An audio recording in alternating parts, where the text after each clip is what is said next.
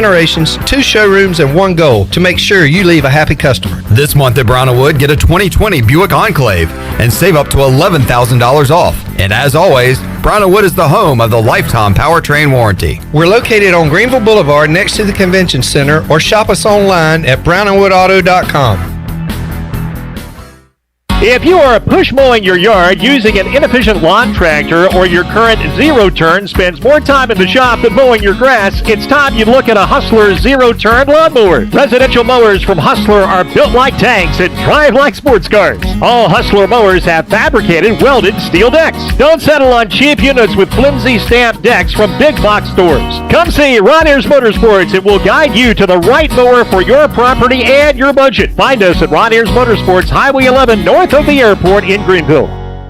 In studio with Dr. Shondell Jones from Kinetic Physical Therapy. Dr. Jones, you guys are expanding and growing. Yeah, we sure are. One of the things that a lot of people don't know is that we actually have a pediatric practice as well. It's called Kinetic Pediatric Therapy. We've got speech, physical, and occupational therapy there just for kids. If you're concerned about your child's development or just want to make sure they're on track, you can bring them in for a screen. If they need evaluation, we're able to do that and help them continue to develop. For more information, you can visit us at kptkids.com or give us a call, 689-6043. In studio today with Tony Edwards from AG Home Solutions. Tony, tell us about your business. So the name of our company is named after me, Anthony Gene Edwards, and that's where we get most of the questions from. Where did AGs come from? We are a fully licensed commercial and residential remodeling company, and we're based out of Washington. We have a showroom with a design center. I have a second general contractor that works in my office with us. Her name is Kathy Herring, and we'll be glad to come out and take a look at any properties you want to renovate, remodel, or additions you may want to do. What sort of projects do you guys do for folks, and what distinguishes you from your competition? So we do a lot of historical properties, and probably one of the biggest things that separates us is we're very innovative. We can figure out how to use small spaces to make larger spaces. Folks are more remodeling and staying at their homes instead of selling and buying new homes and bigger homes. So we can take older homes and bring them up to date with the open concept. What's the best way for people to contact you? 252-947-2526, and our website is agshomesolutions.com. This tax season, get more in return during Bostic Sub Furniture's Tax Mania. Update your home for less with savings of 15% off throughout the store. Living room, dining room, and bedroom furniture at savings of 15% off. Save up to 70% off clearance items or get 48 months special financing. Now's the time to get a better night's sleep on a Scott Living or Restonic mattress and enjoy 48 months special financing. Your tax dollars go farther during Tax Mania, now at Bostic Sub Furniture. This is Pirate Radio, WGHB Farmville, 1250 and 92.7 FM Greenville, WDLX Washington, 930 and 104.1 FM Washington. The following is an exclusive presentation of Pirate Radio, the voice of the pirate nation. Welcome to Pirate Radio Live. You can paint this with purple. Now live from the Pirate Radio studios in the heart of the Pirate Nation, here is your host, Clip Brock. Hello, everyone, and welcome in to Pirate Radio Live here on a Monday. Clip Brock here with you inside the Pirate Radio studios and coming to you on Pirate Radio 92.7 FM in Greenville, 104.1 in Washington. We're on 1250, 930, PR927FM.com, and you can watch us on Facebook Live and YouTube. Subscribe to Pirate Radio TV on YouTube so you can watch this show, The Brian Bailey Show, all of our post-game Zooms, and all the videos we post up there, like our latest installment of This is Pirate Radio with Chandler stuck in his Jim Rome impression. If you haven't seen it, it's a belly laugh or two. Check that out on YouTube and Facebook Live. All right, coming up on today's show, we've got a blank bracket to discuss. The most wonderful time of the year. We will talk a lot of college hoops on today's program. We got a lot of ECU baseball to talk about as well, as the Pirates coming off a sweep against Charlotte. Brian Bailey joins me at 3:30. We'll run down all that action. Also recap what happened between Conley and Rose. I lost a bet on that game on Friday night. We'll talk about that and more with Double B. Ronnie Woodward will join me to recap the ECU baseball weekend. And Ronnie always gives us his sleeper team. It's been a while now Years and years ago, he had UConn as his sleeper team, and Shabazz Napier and the Huskies cut down the nets. He's kind of running out of, I don't know, the grace period where he last picked a champion. So Ronnie is due for another underdog sleeper pick in his bracket this year. We'll find out who that is at 4 o'clock. The big man on campus, Jeff Nadu, will break it all down for us at around 4:40. And Troy D is here inside the Pirate Radio studios coming up at 5 o'clock. We'll open up the Pirate Radio booty bag and make you a winner coming up at 5. Ellerbe kicks us off here on a Monday. Hello, Ellerbe. Hey, Clipper. How are you doing? I'm great. I'm better than great. I have a question for you. You said it's the most wonderful time of the year. Is it really? I'm probably a. Is that exaggeration? I don't know if I'm exaggerating. I'm of the moment. What's the phrase? You're living in the moment. Yeah. But I mean, would you say? I mean, you got victim of the moment. The NFL playoffs, the college bowl season. Usually, my team's not in those. Yeah, I'm just trying to. My team's not in this either. You know, other professional playoffs, Major League Baseball playoffs, NHL playoffs, NBA Week playoffs. 1, is the NCAA tournament the most wonderful time of the year? I think the start of college football and NFL is I don't know, Ellerbe. This is right up there, 1A and 1B.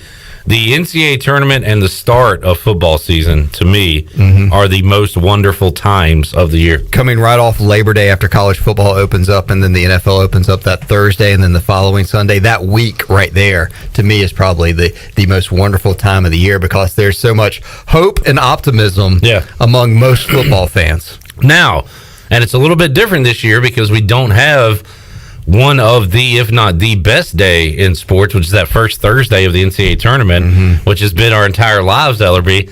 We have to pass that off a day, and Friday we'll have that day. But then, again, next Monday, Ellerbe, we're going to be sitting here watching games, doing the show. Yes. I'm excited about that. Monday is the new Thursday. That's what they're saying. So that's going to take some getting used to, but Friday, Saturday, Sunday, Monday for the first 2 rounds of the tournament. By the way, Pirate Radio, your radio home for the NCAA tournament. We'll have the first 4. We'll go into that live after our show on Thursday night. And then coming up Friday, all day, wall-to-wall basketball here on Pirate Radio. Same for Saturday, although we'll mix in a little Conley football on Saturday as well. And Tuesday. And yes, I'll circle back to that. Sunday, we'll have wall-to-wall coverage for you on Pirate Radio, college basketball. And then Monday, after Pirate Radio Live, on into the evening. 2 Conley games this week, Ellerbe. One coming up Saturday, but before that, the makeup game against New Bern coming up tomorrow night. Yes, Conley playing Friday, Tuesday, Saturday. So a little hat trick of football. And I don't know if you're going to put any wagers on the next couple of games, but it didn't go so well for you and the Vikings on Friday night as Rose continued their winning ways and is now 3-0. They're really good, and I had to become a Rose fan, at least on social media. Was that the first time you've ever been a Rose fan? Absolutely. Officially? First and last. I mean, have you ever, sneaking, pulled for them when they've been in championship games and other stuff? When Conley's been eliminated? Maybe so. When we would call the games, and I did a championship game at Wallace Wade where Rose played, and you get to know the players and everything, or you want to see them succeed, I guess. Right. So from that standpoint, they might as well win a championship if they're in it. But no, I'm not a Rose guy. It was a bitter pill, and saw Scooter made you do a nice video. Yes. You had to change your Twitter feed to #1 Rose fans. Yeah. So, but congratulations. I mean, Will Bland, off to a hot start. Great guy. I texted him after the game. He is But you're the #1 fan. That's what #1 fans do. Yeah, they text the coach. I say, Coach, great game. Run my play next week. But no, he's easy to root for. Really like talking to Will, and remember him as a player here at ECU, and now doing a great job at JH Rose. So. I guess the big question is, how was Scooter as a winner? Was he a gracious winner, or he could have been worse? Okay, I would have been worse. You would have. I would have rubbed it in a lot more. Okay, but Scooter was okay. He had that long, drawn-out speech I had to do, which you can see the video of on my Twitter page. But other than that, he was pretty gracious. Will this be an ongoing thing between you and him and Rose and Conley events? I don't know. I need to talk to Jason Mills and see how the baseball team's looking this year. That might be a good wager. Yeah. But I talked to Weaver on Thursday night during our watch along and told him about it, and he was like, yeah, you might not want to do that. And I was like, well, too late now. Then Brian Bailey comes in here today. Well, I could have told you not to do that. So maybe I need to talk to some folks before I go out there with another high school bet. Did you talk to Troy? I did not. Because I was expecting that from what Brian Bailey told you. That Troy told you so. He likes to post handicap. How many tournament teams do you think Troy could name? Should we do that at 5 o'clock? Coming up at 5 o'clock today, Troy D breaks down the bracket. I'm going to go Duke. Yeah. ECU. Mm-hmm. All right. Where to begin, Ellerbe? How about we begin with our Pirate Radio ECU baseball recap? Yeah. Speaking of teams that are on fire. Because not only a great weekend for the Pirates, but big-time matchups. That Saturday game, I tweeted it at the time, felt like a Friday night ace versus ace game where you had really one of Charlotte's aces taking on Carson Wisenhunt, and Wisenhunt was spectacular for the Pirates. Let's get our Pirate Radio ECU baseball recap. Brought to you by Brandon Manning with Farm Bureau Insurance. You can call Brandon Manning, ECU grad, former Pirate, 531-1812. Brandon's clients always have a cell phone number, and he is available before or after business hours. Call today, schedule a review, get a free quote, get a review of your home, auto, and life insurance with a trusted and experienced agent.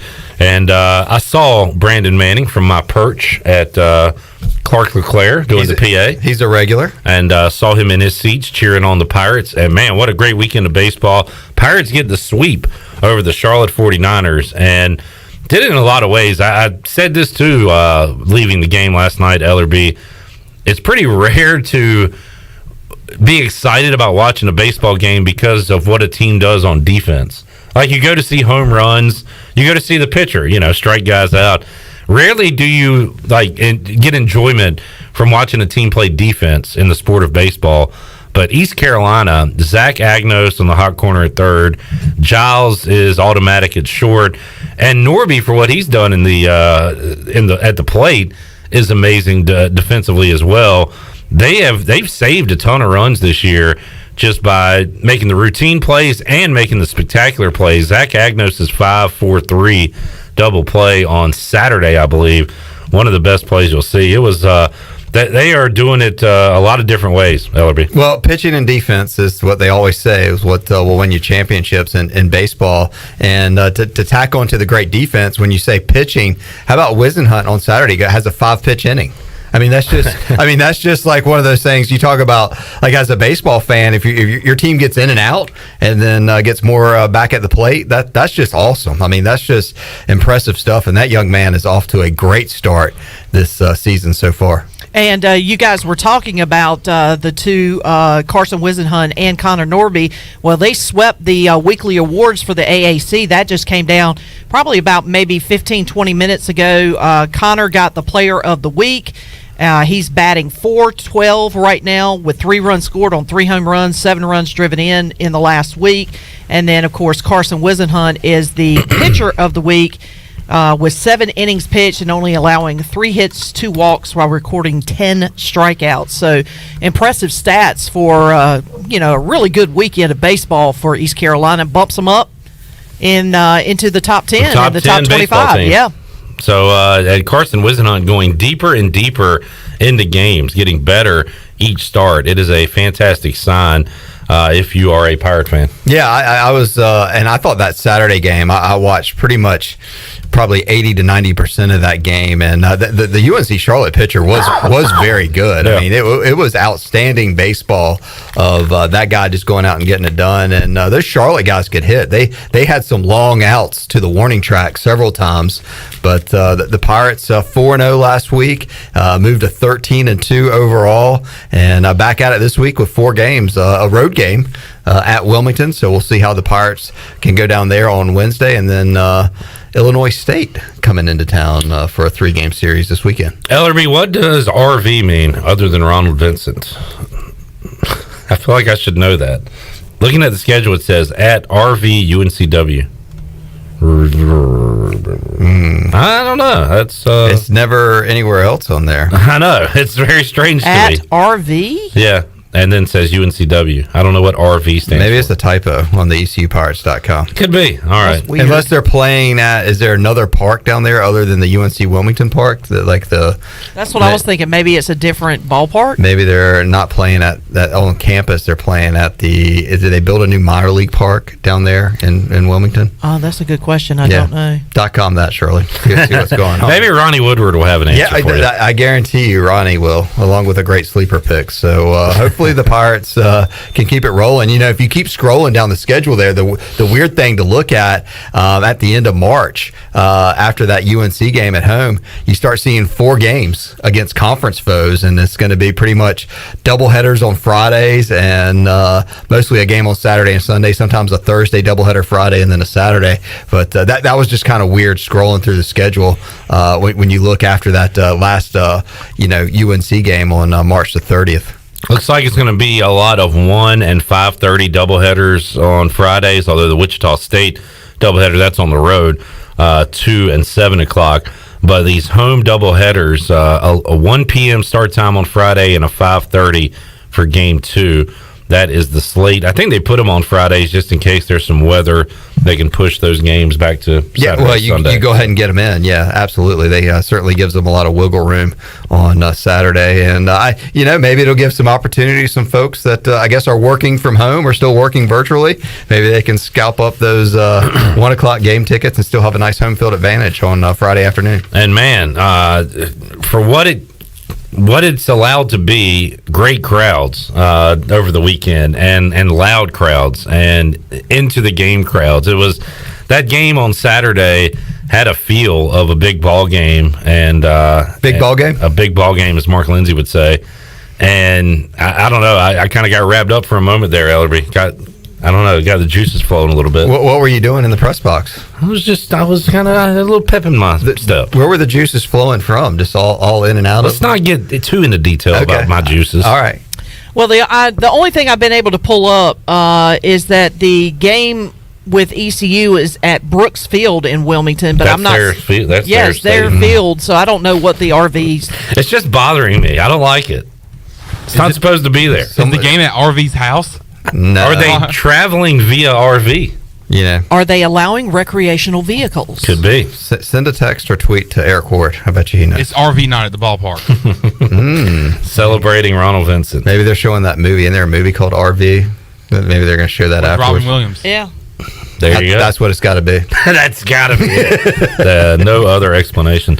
All right, our Pirate Radio ECU baseball recap brought to you by Brandon Manning and Farm Bureau Insurance. Give Brandon a call, former Pirate, 531-1812. Also brought to you by the letters RV. Yeah, still trying to figure that out. All right, Ellerbe, I've asked you this every Monday the past 3 or 4 weeks. Are you excited about the NCAA tournament in college basketball? I'm making the turn. I'm starting to maybe feel a juice flow from some point. Now, where are your juices coming from? I'm not going to tell you. Okay. I asked you first, so you tell me first, and then maybe we'll start determining where my juices are flowing from.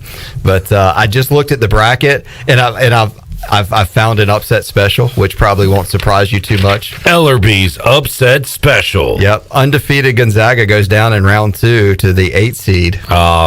Oklahoma Sooners. You're a Lon Kruger guy. All those people that are penciling the Zags to go undefeated and take it all the way, man, they're going to be heartbroken when Oklahoma and the air raid basketball offense of Lon Kruger gets it done. Now, have you filled out your bracket yet for our office? I have not, but I've mentally put that in. I just haven't put it in pencil yet. You go ahead and lock that in. Oh, okay. Lock it in. I also have the Zags getting bounced out. By who?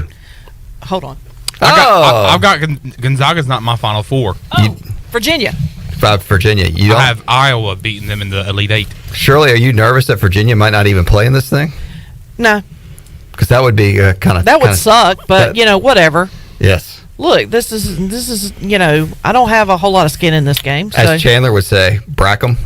Brack me. Check out the Chandler Jim Rome video. Yeah, but I like that. I've asked you this a million times. Yes. Why do you like Lon Kruger? I just think he's a good coach. I've kind of followed his career, and he's kind of done well everywhere he goes at UNLV, and just kind of I think he was at Illinois. I mean, he's just kind of a winner. I mean, I don't even know him. But it's just kind of been like one of these. Whenever I've seen his team coach in the NCAA tournament, I feel like I probably need to do more research. Although I'm locked in on this, that his team, that he's done. I mean, he's never won the NCAA basketball tournament, but I feel like he gets to the Sweet 16 and makes some runs here or there. And I think this could be another one of those deals right here. He was two-time Final Four. In 1994, I remember when Florida went, because they had a big fat guy he was at Florida. named Dimitri Hill that I remember in the Post. Do you remember fat guys in the NCAA? Yeah. There's not many of them. Who was the guy at Michigan? Tractor Trailer? Yeah. Robert Trailer? Yeah. Any more fat guy quiz for me? I'm pretty good at this. Fat guy trivia Wednesday night at AJ McMurphy's. Lon Kruger Ellerbe was a two-time Big 8 Player of the Year. Wow! So the guy could ball. Where'd he play? At Kansas State. Wow, Little Manhattan. So there you go. All right, is that so? Your upset special is the 8 Oklahoma knocking off the 1 Gonzaga. Anything else catch your eye? Nothing really popped. How about Georgetown? Waking up stirring up the echoes, waking up the ghost, and they go from a losing record to a 12 seed due to their run in the Big East tournament. They will be taking on Colorado. And the funniest thing last week is Patrick Ewing being harassed at Madison Square Garden. I mean, does a guy just have no respect? I mean, that's just like total Knicks. And then he took it out on Creighton. Like, didn't they beat the crap out of Creighton in the championship game? But that just doesn't. I mean, Michael Jordan wouldn't get stopped at the United Center or wherever they play now. I mean, it's just like, or I'm just trying to run these scenarios. Well, Tony said last week on the show it was like George Bush going to the White House and them stopping and asking for his ID. It's like the Baker Mayfield commercial. You know, when he goes in and goes right back out, and they're like, got keys, wallet. You know, it's like, I was just here. You know, that to me, that was kind of cool. There's a lot of new teams in it this year. You know, there's some names. How about Rick Pitino? Richard. I love that Rick Pitino is in, and Louisville's not, Kentucky's not, and his son is getting fired at Minnesota. He's like the character, Ellerbe, that is walking in slow motion and everything's just blowing up behind him, and he's still alive. He's like the Joker in that Batman movie that was just released. Everything around him is crumbling, and he is thriving here with Iona, the Gales. I heard Jim Rome out there throwing his name around for the Indiana job because they fired Arch Miller today. Yeah.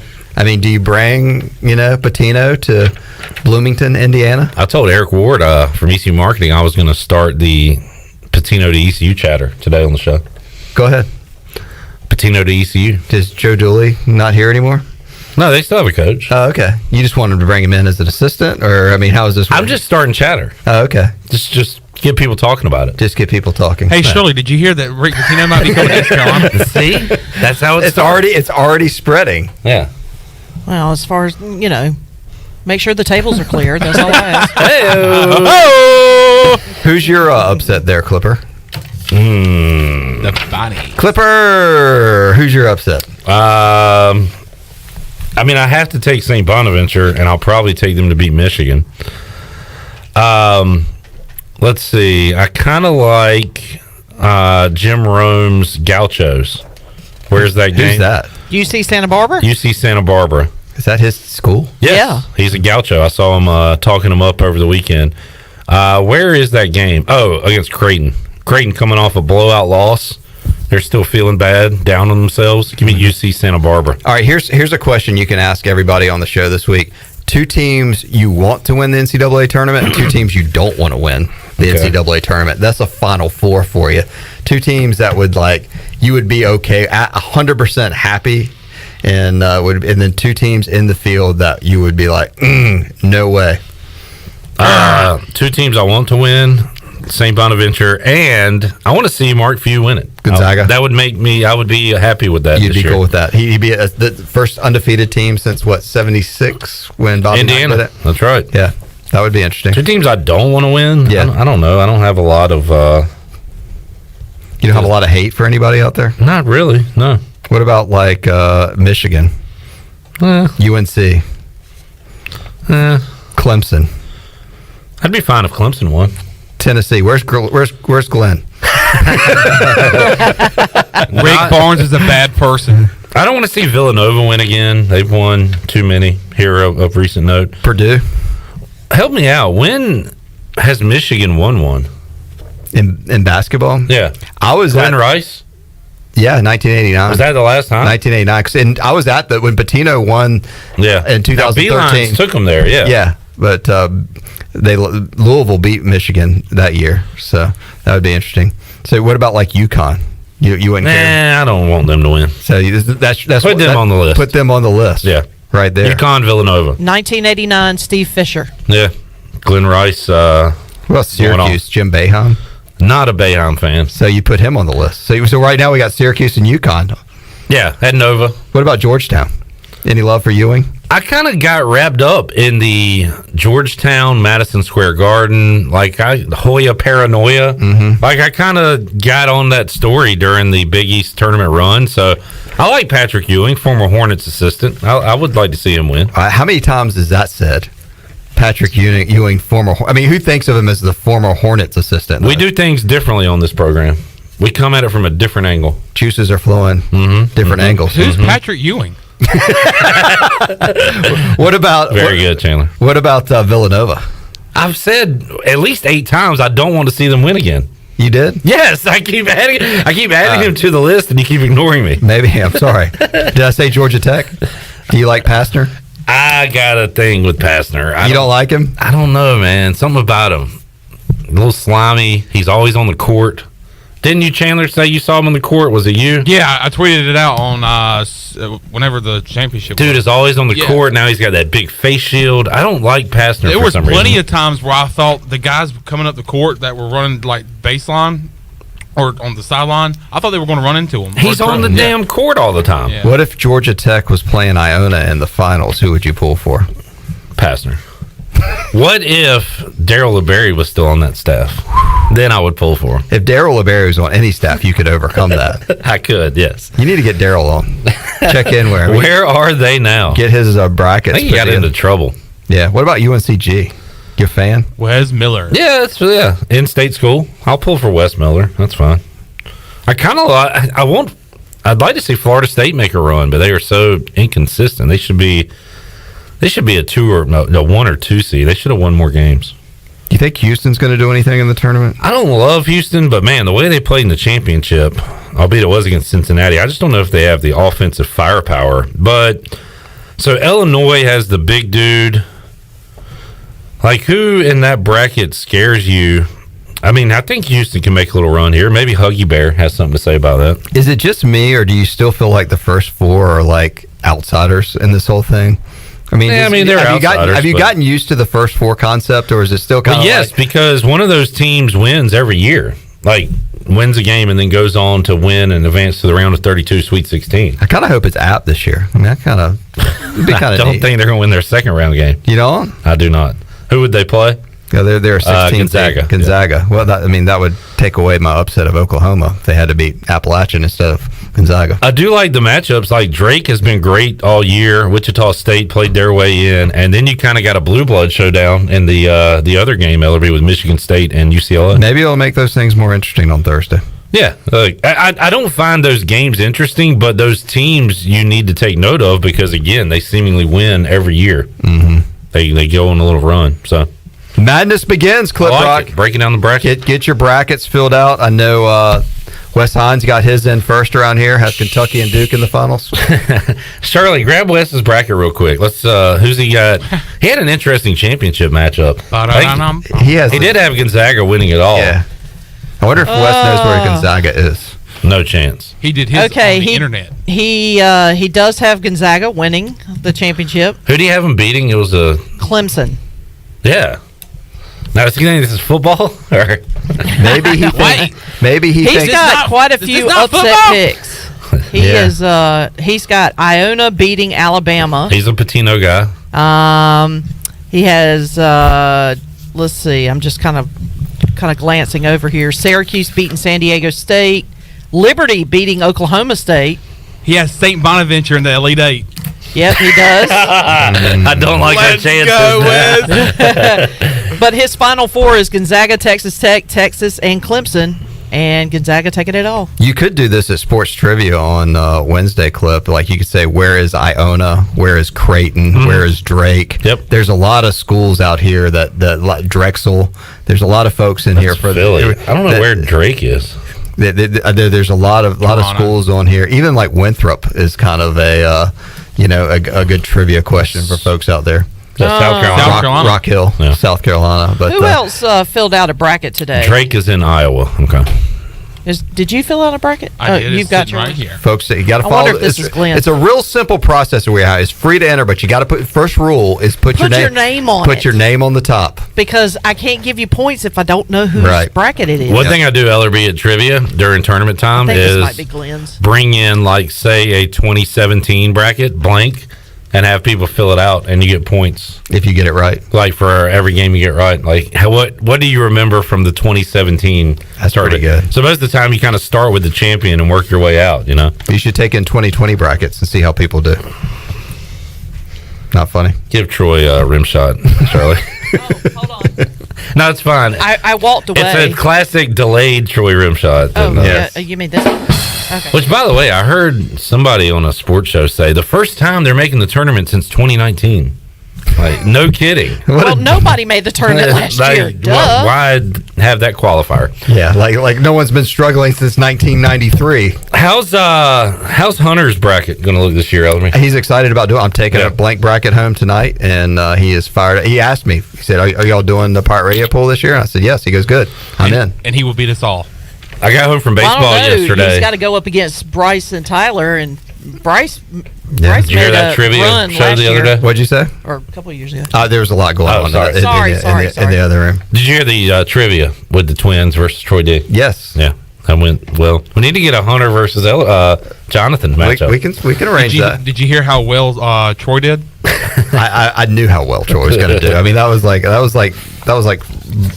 betting futures right there. That was easy. I got him from baseball yesterday, and I said, all right, I'm going to go watch the selection show. And she said, we forgot to fill out our brackets. Yep, those are the sports fans living in my household. Wow. So. Well, someone's got you're so balancing them way out of line. You need to throw some sports knowledge their way. You need to let them do y'all do a Brock family pool? Oh, yeah.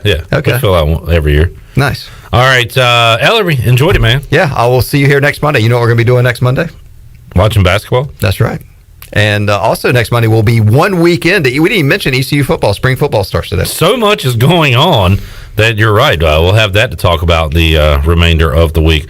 All right, let's take a time out. We will come back and talk to Double B. Brian Bailey. He'll join us. Will his Virginia Cavaliers be playing in the NCAA tournament?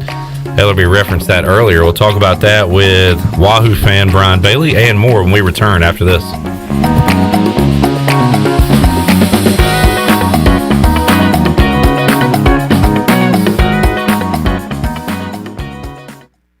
Just outside your front door. Service is back, so you're connected to destinations worldwide through flights from American Airlines. Plan your next trip. Book your flights today at flypgv.com or aa.com. Whether you're flying for business or for pleasure, enjoy the friendly convenience of flying from your local airport to get you where you're going and then home again safely. For your next trip, remember, American Airlines is back at PGV. Book today at aa.com. Pick Greenville Airport, where the Pirates fly. Wait up. Papa John's has a new stuffed crust.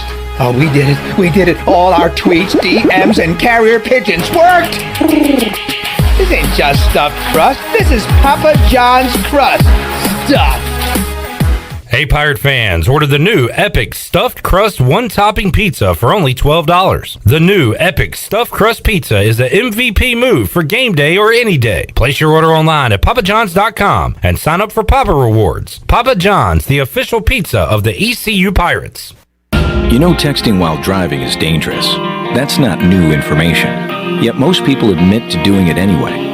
Drivers are 23 times more likely to be involved in a car accident while texting. Know the facts and wait to text. The danger is real and it applies to you. Auto Owners Insurance, the no problem people. Information provided by Virginia Tech Transportation Institute. This is Jeff Gibson with Town Insurance in Greenville. Call me today at 756-8300. Go Pirates! Close your eyes and follow me. the gentle breezes blow, a taste of old Mexico at Chico's. Sunny and bright, fun fiesta day and night. Ooh, what a tropical delight. A taste of old Mexico at Chico's. A frosted peanut colada, a toasted cheese enchilada. Oh, you just gotta go where the friendly breezes blow. Sunny and bright, fun fiesta day and night. Ooh, what a tropical delight. A taste of old Mexico at Chico's. Find yourself working from home or at least spending more time there? Want some remodeling for your house or a fresh look? How about a new deck or screened-in porch to add livable space outside? Don't know who to call? Well, you do now. Call the professionals at R&R Remodeling. They've been serving the local community for 15 years. Ronnie and his crew can help you today. Call for a free quote, 252-286-4119, or visit R&R Remodeling on Facebook. R&R Remodeling, construction you can count on. For years, Callie Ann Phelps has been singing about Phelps Chevrolet. Phelps Chevrolet is the one for you. Low prices, service too. See the big dealer right away. Carolina's finest, Phelps Chevrolet. And you'll agree with what Skylar Phelps has to say. Nobody beats Phelps Chevrolet's prices. Nobody. The name you can depend on, Phelps Chevrolet. Get you one. Find new roads with Chevrolet. Then come find yours at Phelps Chevrolet in Greenville. The Rick House is Eastern North Carolina's premier American-styled restaurant and bar. Join us at the Rick House for mouth-watering steaks and the best burgers around. Check out the spicy mahi risotto or the bourbon pecan salmon. Wednesday night is date night. 2 salads, an appetizer, a bottle of wine, 2 entrees, and a dessert for just $55. Thursday is ladies' night with $5 martinis and special apps. The Rick House, American Provisions and Spirits, 710 Red Banks Road beside the bowling alley in Greenville. The Rick House. This is Coach Steve Shankweiler, offensive line coach for East Carolina University football, and you're listening to Pirate Radio, the voice of the Pirate Nation.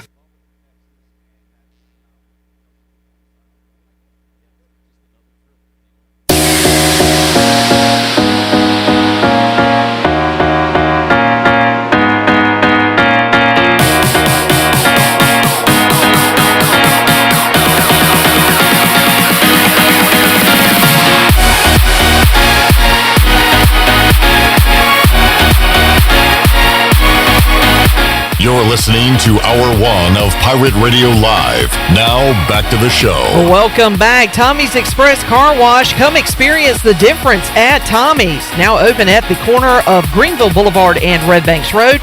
Doesn't your car deserve it? Visit Tommy's Express Car Wash today. Now let's head back into Pirate Radio Live. Here's your host, Clip Brock. All right, welcome back into the program. Clip Brock here on a March Madness Monday. Josh on Facebook Live says, I have the Bonnies going all the way. Now look, if you want to jump on the Bonnie train with me, that's fine, but don't do that on my account and then get mad at me if they lose in the first round to LSU. They are underdogs because they got screwed and got underseeded as a 3-loss A-10 champion. They deserve much better, but I don't want anybody mad at me if the Bonnies lose. But they're not going to lose, but I'm just saying. Anyway. All right. Shirley, do you have something? No, I ain't got none. Chandler, you got something? Nah, I'm good, bro. Chandler, start keeping track of what's going on in the NFL today because we're going to go to the news desks after this conversation. Okay. And we'll talk about some of the moves. There's been a little action. Looks like the Patriots have been busy today. All right, Double B, Brian Bailey's been busy today. Had a great edition of the Brian Bailey Show with the Stallions, Ramey and Trey. NCAA officials joining him earlier today. Bailey, that was a great chat, and as much as we yell at refs and talk about how bad they are, when you have those guys in studio, when you talk to Daryl Harrison, like it's tough to be mad. These are good guys that we're yelling at all the time, Bailey. Yeah, some of them are good guys. Some of them. I don't think some of them are. No, I think most of them are. But to me, it's fascinating that just to talk to those guys and to hear some of the stories. And we really just scratched the surface on some of it. But, just listen to what coaches say to them and just the whole dynamics of the whole thing with coaches and referees and, what happens in the heat of battle. It's really a neat deal. Brian Bailey joining us on the Fixed NC Live line. What the hell are y'all doing over there? What is Chandler? Sorry, Bailey. We got an amateur I just hour. had a free Chico plug. I said, man, Chico sounds delicious. All right, well, can I talk to Bailey without you talking about Chico's? That was my fault. I'm the producer. I'm in charge of the buttons, and I forgot to All turn I the hear button is off. Chandler over there. Man, this looks good. Sorry, Bailey. We don't have this problem when I produce the Brian Bailey Show, right? You're daggone right. But the other night for Touchdown Friday, my mic was really hollow, so they went to break, and we don't know we know when the commercial starts, but we don't have the commercials in the studios. So what happened was my mic had fallen down my shirt, so I'm reaching through my shirt, and I didn't curse, thank God. But I was like, I can't get the mic back. I can't. And I get home, and Melissa goes, we heard everything you said. I said, I know you did.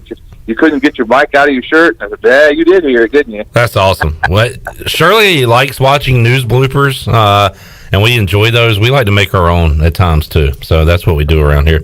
Yeah. And at WNCT Channel 9, apparently, as well. I guess while we're on that topic, Bailey, you came in here today and gave me the old I could have told you so about Rose and Conley. I guess that wasn't a good bet I had on Friday night because the Rapids, what they've done, particularly to New Bern and to Conley now, we like to do this with teams, Bailey, when they get off to hot starts. We like to say this team is back. Are you ready to say Rose is back? Because they sure do look like they're going to be a power this year. Well, I think they are for this spring for sure, because when you look at the league, in the Eastern Carolina 3A, 4A, South Central is the only other team that I think will even, give Rose a game. And I thought Conley, I thought the game went about like I thought it would go. I really thought, Nate Connor would have his team playing hard. Just from what I saw, I didn't see Conley in person against Southern Wayne, but for them having the COVID issues and then, not looking that great against, but they played in the rain. I get all of that, but it just didn't look like, that was a team that was ready to play, because I think Rose was hitting on all cylinders, early on. And that New Bern game, they scored and scored and scored. And then, they go on the road after that and played a pretty good Fike team. And really the Fike game, Fike scored first. Conley game, Conley scored first. Mm-hmm. Rose rolled after that. Bailey, it's easy to get lost in the shuffle with everything else going on. We're going to talk March Madness, ECU baseball, but who else has looked good in high school football in this short spring season that's kind of stood out to you?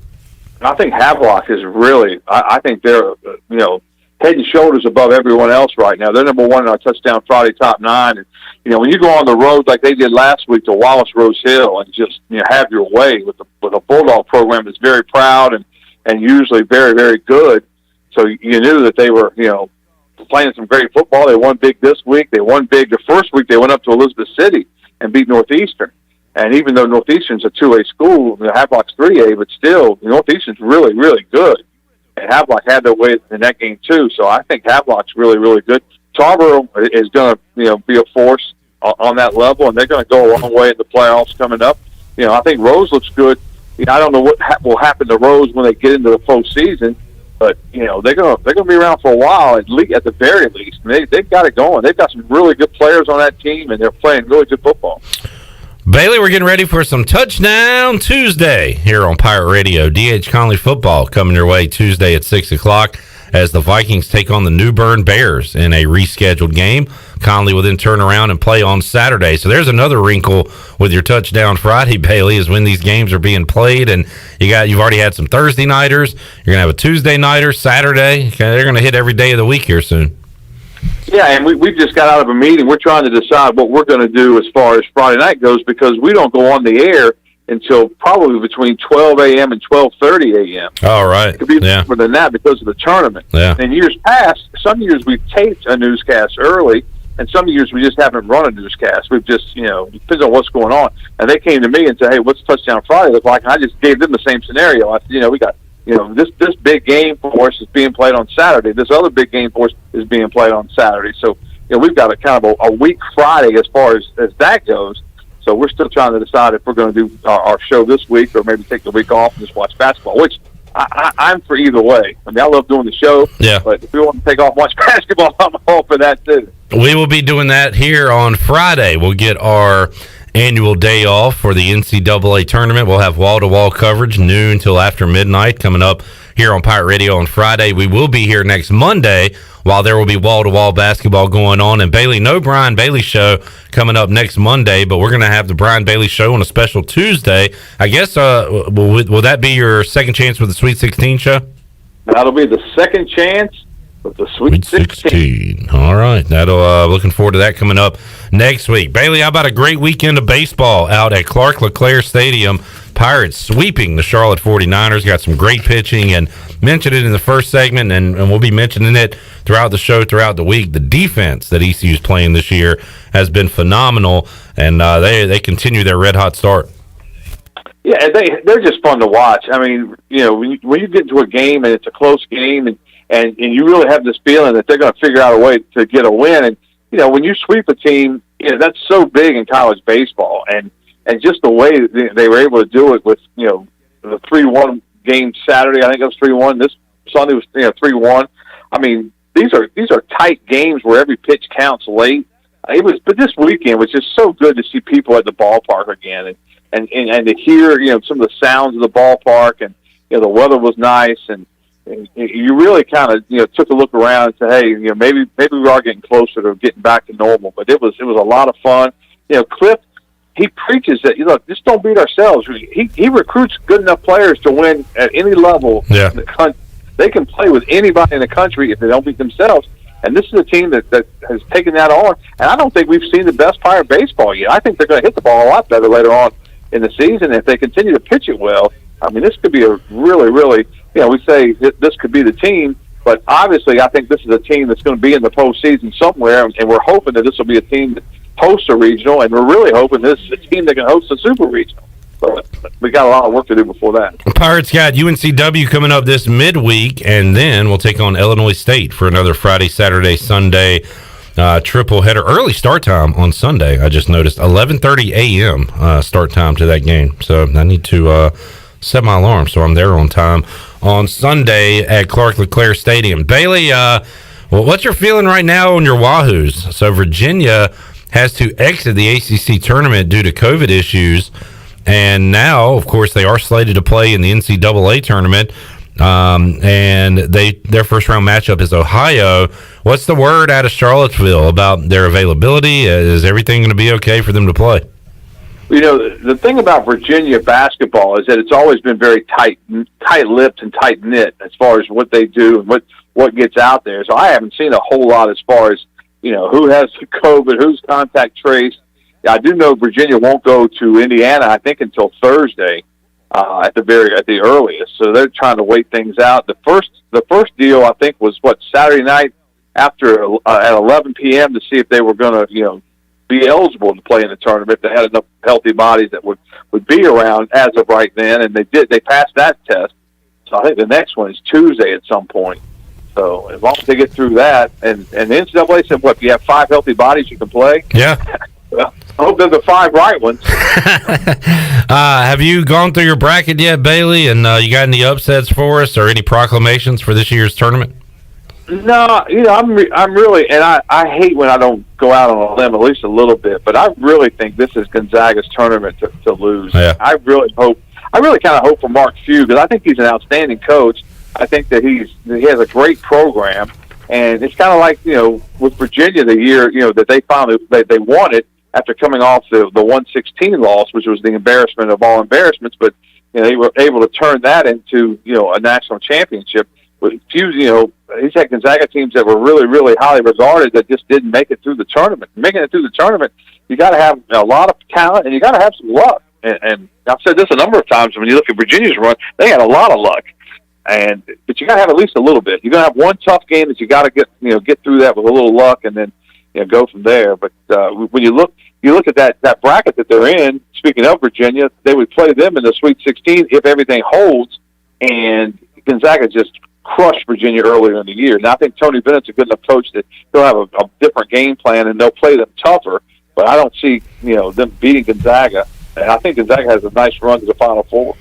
Brian Bailey joining us on the Fixed NC Live Line. If you missed it earlier, check out the Brian Bailey Show, some college basketball talk with Ramey Steins and Trey Steins, the Steins family officials for the NCAA. And Ramey would probably be doing games, right, Bailey, if he didn't have his injuries dealing with? Yeah, the way it sounded, now this year's a little different. In a normal year, I think obviously, yes, he'd be involved in that first and second round mix for sure, and go from there. Mm-hmm. This year with them, I think what he said in the interview, I think he said they went from 91 to 66 or something. Yeah. Officials, but in the interview, he talks about the fact that in this bubble, the officials, they left their last assignment and they went to Indianapolis, and they have to stay in their rooms. Like they're not allowed to do anything. And you got to wonder what that does to your mind. I mean, that's a long time, just waiting for something to happen. I mean, I remember back in, when this thing shut down last year, and being at home and, going to Lowe's just to plant a flower to have something to do. But you're in a hotel room. I mean, what can you do? Yeah, that's right. Bailey, thanks for joining us, man. We will talk to you again next week, and enjoy the basketball and everything else you got going on this week. Sounds good. Looking forward to it.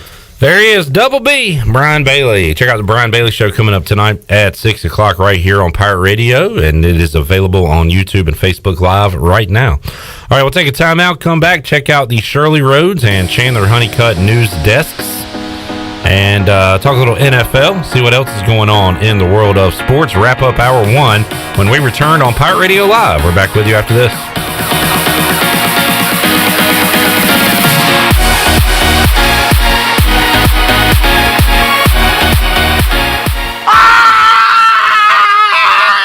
What the heck was that?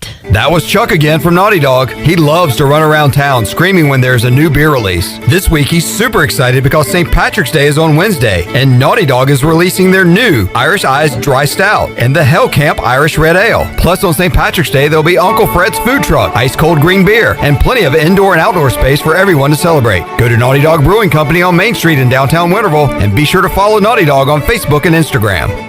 Looking for your next career opportunity? How about some extra cash to help pay for school? Your locally owned and operated Dixon Foods McDonald's is hiring, and they would love to have you as part of the McFamily. They offer flexible hours, competitive pay, and financial support to pursue your education through McDonald's Archways to Opportunity program. Come join the family at McDonald's. Don't let this financial opportunity pass you by. Please visit DixonFoods.com to apply. You've worked hard to start your business and are working even harder to make it successful. That's when it's most important to have a community bank and a local banker in your corner. This is Eric Clark from Select Bank and Trust. Our team of local bankers care about you, our customer, and the communities in which we all live and serve together. As the business and economic conditions of 2020 threw you many curveballs, our team at Select Bank and Trust remains steadfast in being responsive to your ever-changing needs. In 2021, choose Select Bank and Trust. Bank local, bank select, member FDIC. There's no better time to drive away with a quality pre-owned car, truck, or SUV from Greenville Auto World. Greenville Auto World is your authorized rough country dealer. We specialize in lift and leveling kits along with custom wheel packages. Whether you're looking for ground clearance or enhancing the appearance of your vehicle, trust our team for your off-road experience. Greenville Auto World, 3840 South Charles Boulevard across from Hardee's at Bell's Fork, or online at greenvilleautoworld.net. At Tiebreakers, we admit we have a bit of a problem. People love our wings so much that they're starting to sell their home TVs just so they can watch all the sporting events here at Tiebreakers. Seriously, we're glad you love our hand-breaded, hand-cut boneless wings that much, but we really need you to go home at the end of the night. It's okay, we'll be here tomorrow. And when you come back, bring a friend with you. For great food, great friends, and cold beer, we'll see you at Tiebreakers. Tiebreakers, break the chain, eat local. They say nothing in life is free. Well, we're here to tell you they're wrong. Because when you switch to US Cellular, you can get the Samsung Galaxy S21 5G for free with no hidden requirements. That's right, the Samsung Galaxy S21 5G has launched and you can get it for free with no hidden requirements. US Cellular. Terms and conditions apply. See store or uscellular.com for details. Does the idea of going to your local U.S. Cellular store make you feel a bit uncomfortable? Tired of the hassle of waiting and wearing a mask? Let Toby Williams and his outside sales team take away that worry. They will come right to your home or office and drop your phone off on the porch or at the front desk for you. Saving you time and worry is what the team at Cellular Warehouse is all about. Call Toby today at 252-799-7051 and let them help you with all of your wireless needs. Cellular Warehouse, your local U.S. Cellular authorized agent.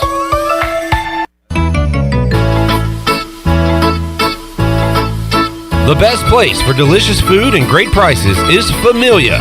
Familia has something for everyone, like New York-style pizza, lasagna, chicken, veal, or eggplant parmesan, homemade meatballs, plus a variety of seafood selections and favorites, like the steak burger and southern pork chop. If you need food to go, Familia's drive-thru window is open and ready for all takeout orders.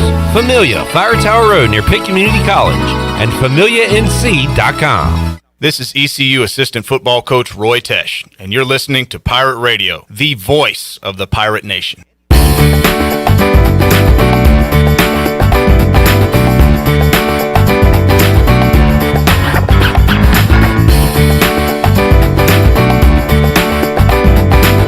You're listening to Hour 1 of Pirate Radio Live. Now, back to the show. Welcome back. For the latest breaking news, interesting stories, and awesome contests that can make you a winner, be sure to follow Pirate Radio on our social media on Facebook, Twitter, and Instagram at PR927FM. Join the close to 50,000 followers today at PR927FM. Now let's head back into Pirate Radio Live. Here's your host, Clip Rock. All right, during the break, I filled out my bracket, and it's looking kind of funky. My final four is Gonzaga, Texas, Ohio State, and Oklahoma State. So there you go. Wow. All right. Yeah, I don't know. I just did it. Cunningham is a beast. I love, he's going to be a huge story. I love how much he gets his teammates involved as the, you know, he's the star, he's the stud, he's what everybody talks about, but does a great job of getting his teammates involved. I like them and how they played down the stretch. He had like 4 first-half points the other night and then ended up with like 30 points. He's a star. Chandler, I think I have the same Elite Eight matchup as you in the East, now that I think about it. Did you have Shaka in the Final Four? Yes. Beating the Bonnies? Yes. That's exactly what I have. You have Yeah. State Bonaventure in the Elite Eight? Yeah. Wow. I got them beating Michigan and Florida State. Yeah, that's where the St. Bonaventure adventure ends, I think. Well said. I guess I'm going to go Gonzaga, Ohio State in the championship, and I'm going to take the Zags. All right, let's get up to date on what's going on at Shirley Rhodes' news desk. Shirley, you got anything for us today? A bunch of coaching moves. DePaul has fired their head coach, Dave Lateo. Dave Lato, who I did not know was still there. Apparently, this was his second tenure. But do you remember when ECU and DePaul were roommates in the Conference USA for a few years? Yeah. Dave Lato was their coach all those years ago. 2002 to 2005. Did he go to Virginia? Where did he go, coach? Let me look at the Dave Lato file. Okay, go ahead, Shirley. So he, Loyola Chicago head coach Porter Moser, I should say, yeah, is likely the favorite for the job, according to an ESPN report. So that's one of several different coaching moves that took place today. Of course, we mentioned this earlier. Archie Miller was fired at Indiana after a subpar 4 years with them after coming over from Dayton. Iowa has extended the contract of their head coach, Fran McCaffrey, until 2028. Boston College is going to hire Earl Grant as their new head coach. He comes from Charleston.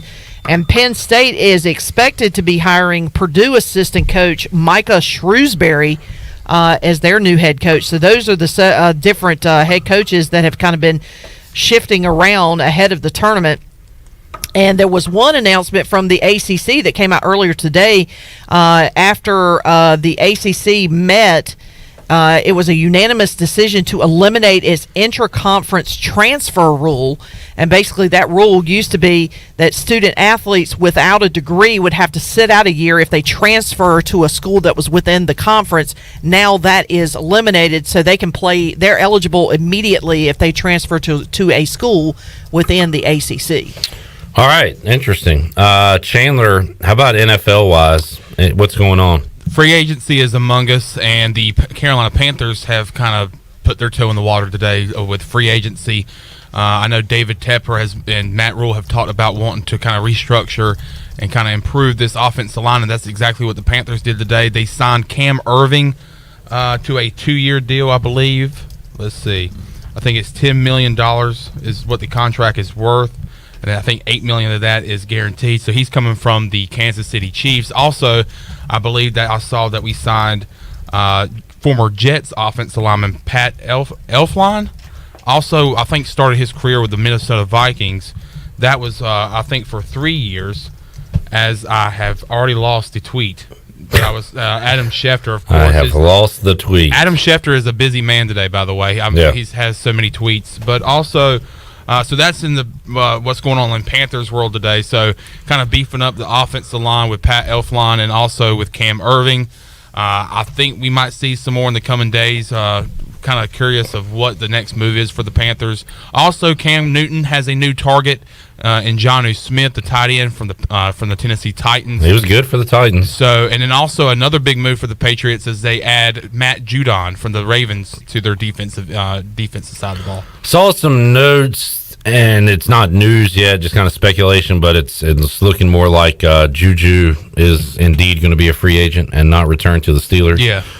Jamal Williams, I just saw, says goodbye to Green Bay, so he will be that'll be a free agent running back out there for teams to swoop up. And let's see, anything else? That's kind of everything from today, I believe. I just saw that longtime Chicago Bear offensive lineman Kyle Long, who's actually in retirement, plans on coming out of retirement, visited with the Las Vegas Raiders the other day. This was yesterday, I believe. So that's some news there with Kyle Long. Also, I don't think it's been mentioned, but 2 weeks after he posts a video of him working out and teasing us all, Drew Brees has hung up the cleats and has retired. And we figured out why he waited so long. He waited to do it on the 15-year anniversary of the day he signed with the Saints. Oh, wow. So that was the connection there, I guess. Okay.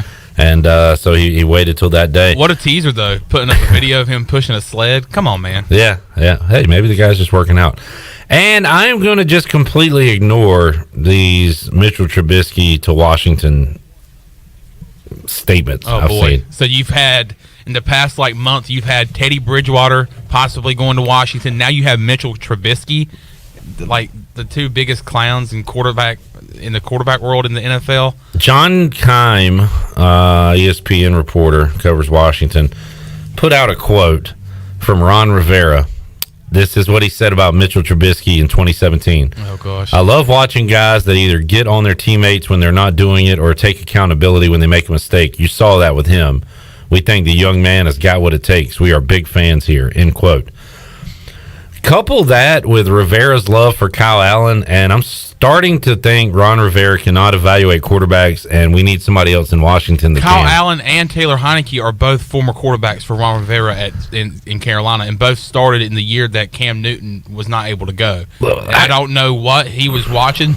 Let's try to bring in a good quarterback. Like, literally, the quarterback that you have and is raving about literally lost to the team that fired you, that you're now are the head coach for. So, I mean, what made him think, hey, this guy was so bad and got me fired from the Carolina Panthers, and I'm going to go to the team that literally got me fired, and I'm going to bring the quarterback that probably got me fired as well and rave about him. And now, what do we want? A three-headed monster with Mitchell, Oh my Heineke, and Allen?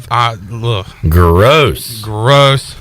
All right. Also Shaq Barrett is back with the Buccaneers. A lot of people were thinking that he was going to move on from the Super Bowl champions, but he just signed a 4-year extension with the Tampa Bay Buccaneers. They're bringing everybody back, it looks like. Yeah, like and they're making room. Tom Brady made that deal the other day to make some room, so watch out for the Buccaneers in free agency. All right, no show Friday. We'll see if maybe we can get Tony Dunn in here on Thursday and have because we're going to have plenty to talk about NFL-wise later on this week.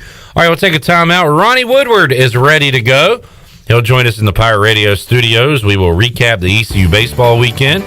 We will get Ronnie's dark horse sleeper pick to make a tournament run and more when we return on Pirate Radio Live. Hour 2 on the way after this.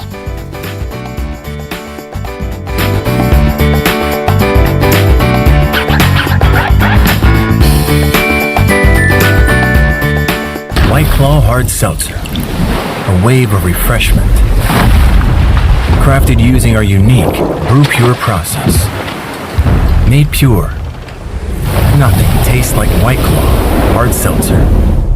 White Claw Hard Seltzer, available in 5 fruit flavors, 2 grams of carbs, gluten-free, and 100 calories. Find it at whiteclaw.com. White Claw Hard Seltzer, nothing tastes quite like it. Proudly distributed by Coastal Beverage. Please drink responsibly. On Jersey Mike's Day of Giving, we're giving all our sales to charities.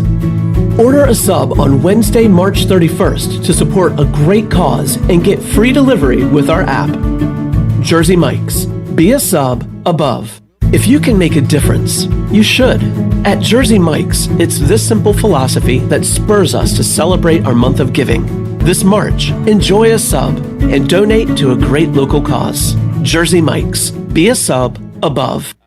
Hey Pirate fans, it's time to get your yard done right with the new John Deere mower from Quality Equipment. Our premium lawn care lineup is what every homeowner needs this spring. A John Deere will change the way you mow with easy-to-use attachments, effortless steering, and intuitive controls. Right now, save up to $700 on X300, X500, and X700 series mowers. Learn more at QualityEquip.com and get quality done right. Offer ends 3/1/21. Some restrictions apply. See dealer for details.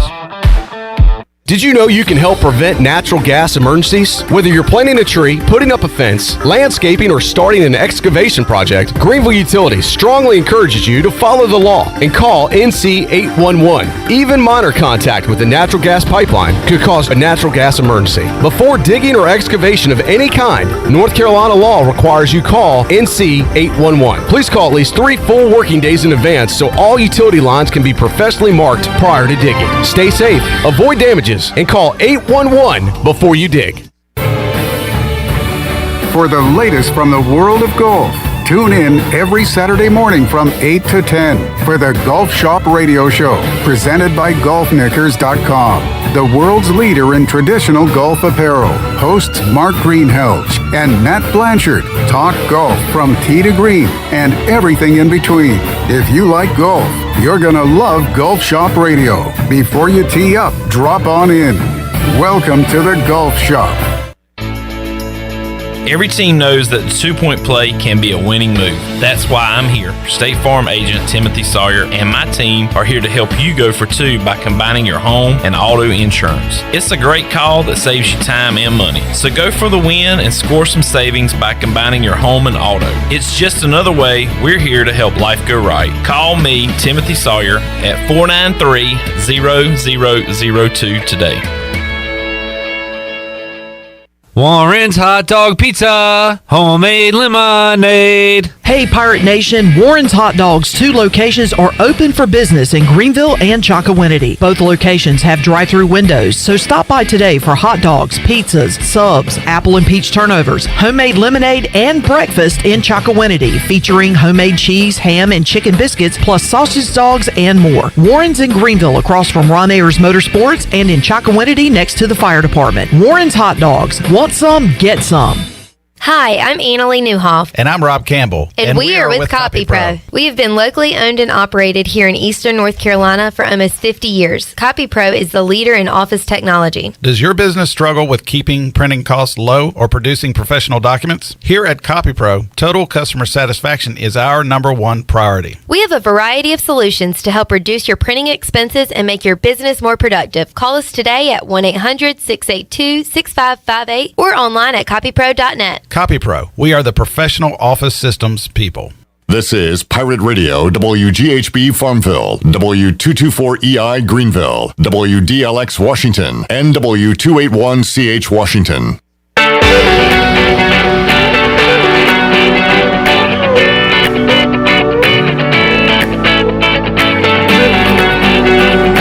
This hour of PRL is brought to you by Tommy's Express Car Wash. Come experience the difference at Tommy's. Now open at the corner of Greenville Boulevard and Red Banks Road. Doesn't your car deserve it? Visit Tommy's Express Car Wash today. Now back to the show. Welcome back. Greenville Utilities Neighbor to Neighbor program provides help for those who need temporary assistance with their utility costs, and you can make a difference. Your tax-deductible donation can be added to your GUC bill each month, or you can make a one-time donation, and GUC matches all donations up to $20,000 each year. Consider helping a neighbor with GUC's Neighbor to Neighbor program.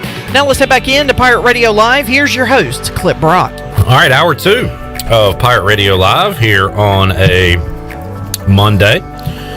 Great to see Brandon Manning drop by, who we were just talking about, with our Pirate Radio ECU baseball recap brought to you by Brandon Manning, Farm Bureau Insurance.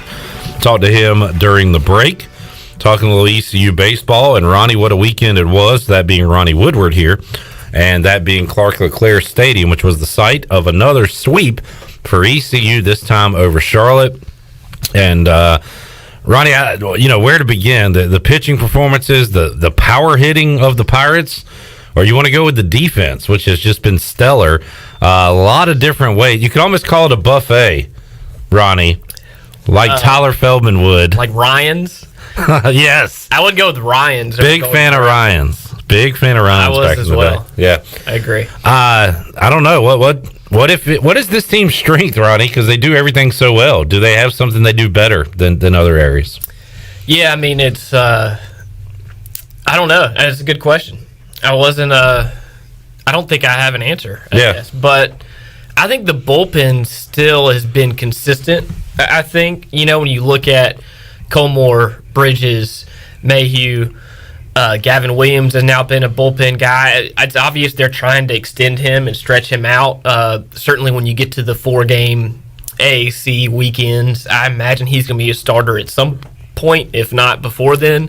But, I think that's the thing. The bullpen and Connor Norby, if we really want to simplify it, is it just one person? Could it be Connor Norby? I mean, I wrote about some today looking at some of the offensive numbers and stuff. I mean, he's got a home run in 4 of the last 6 games, 2 of the last 3. I think it's 6 of the last 8 or 9. I mean, it's just, he's been on a tear from Duke, hitting a key home run, and then Saturday, hitting a home run, Sunday, hitting a home run. It's really been a balanced team, and that's why they just keep winning games. They're up to number 9 in the country, which is when you hit top 10, it's significant nationally at that point, that the people are paying attention, obviously. So, yeah, they're well-rounded for sure, and you make a good point there. Cliff Godwin doesn't like this, Ronnie, but they are playing they played on Sunday, and they've looked at times like what Major League teams look like now. Home runs, and they strike out.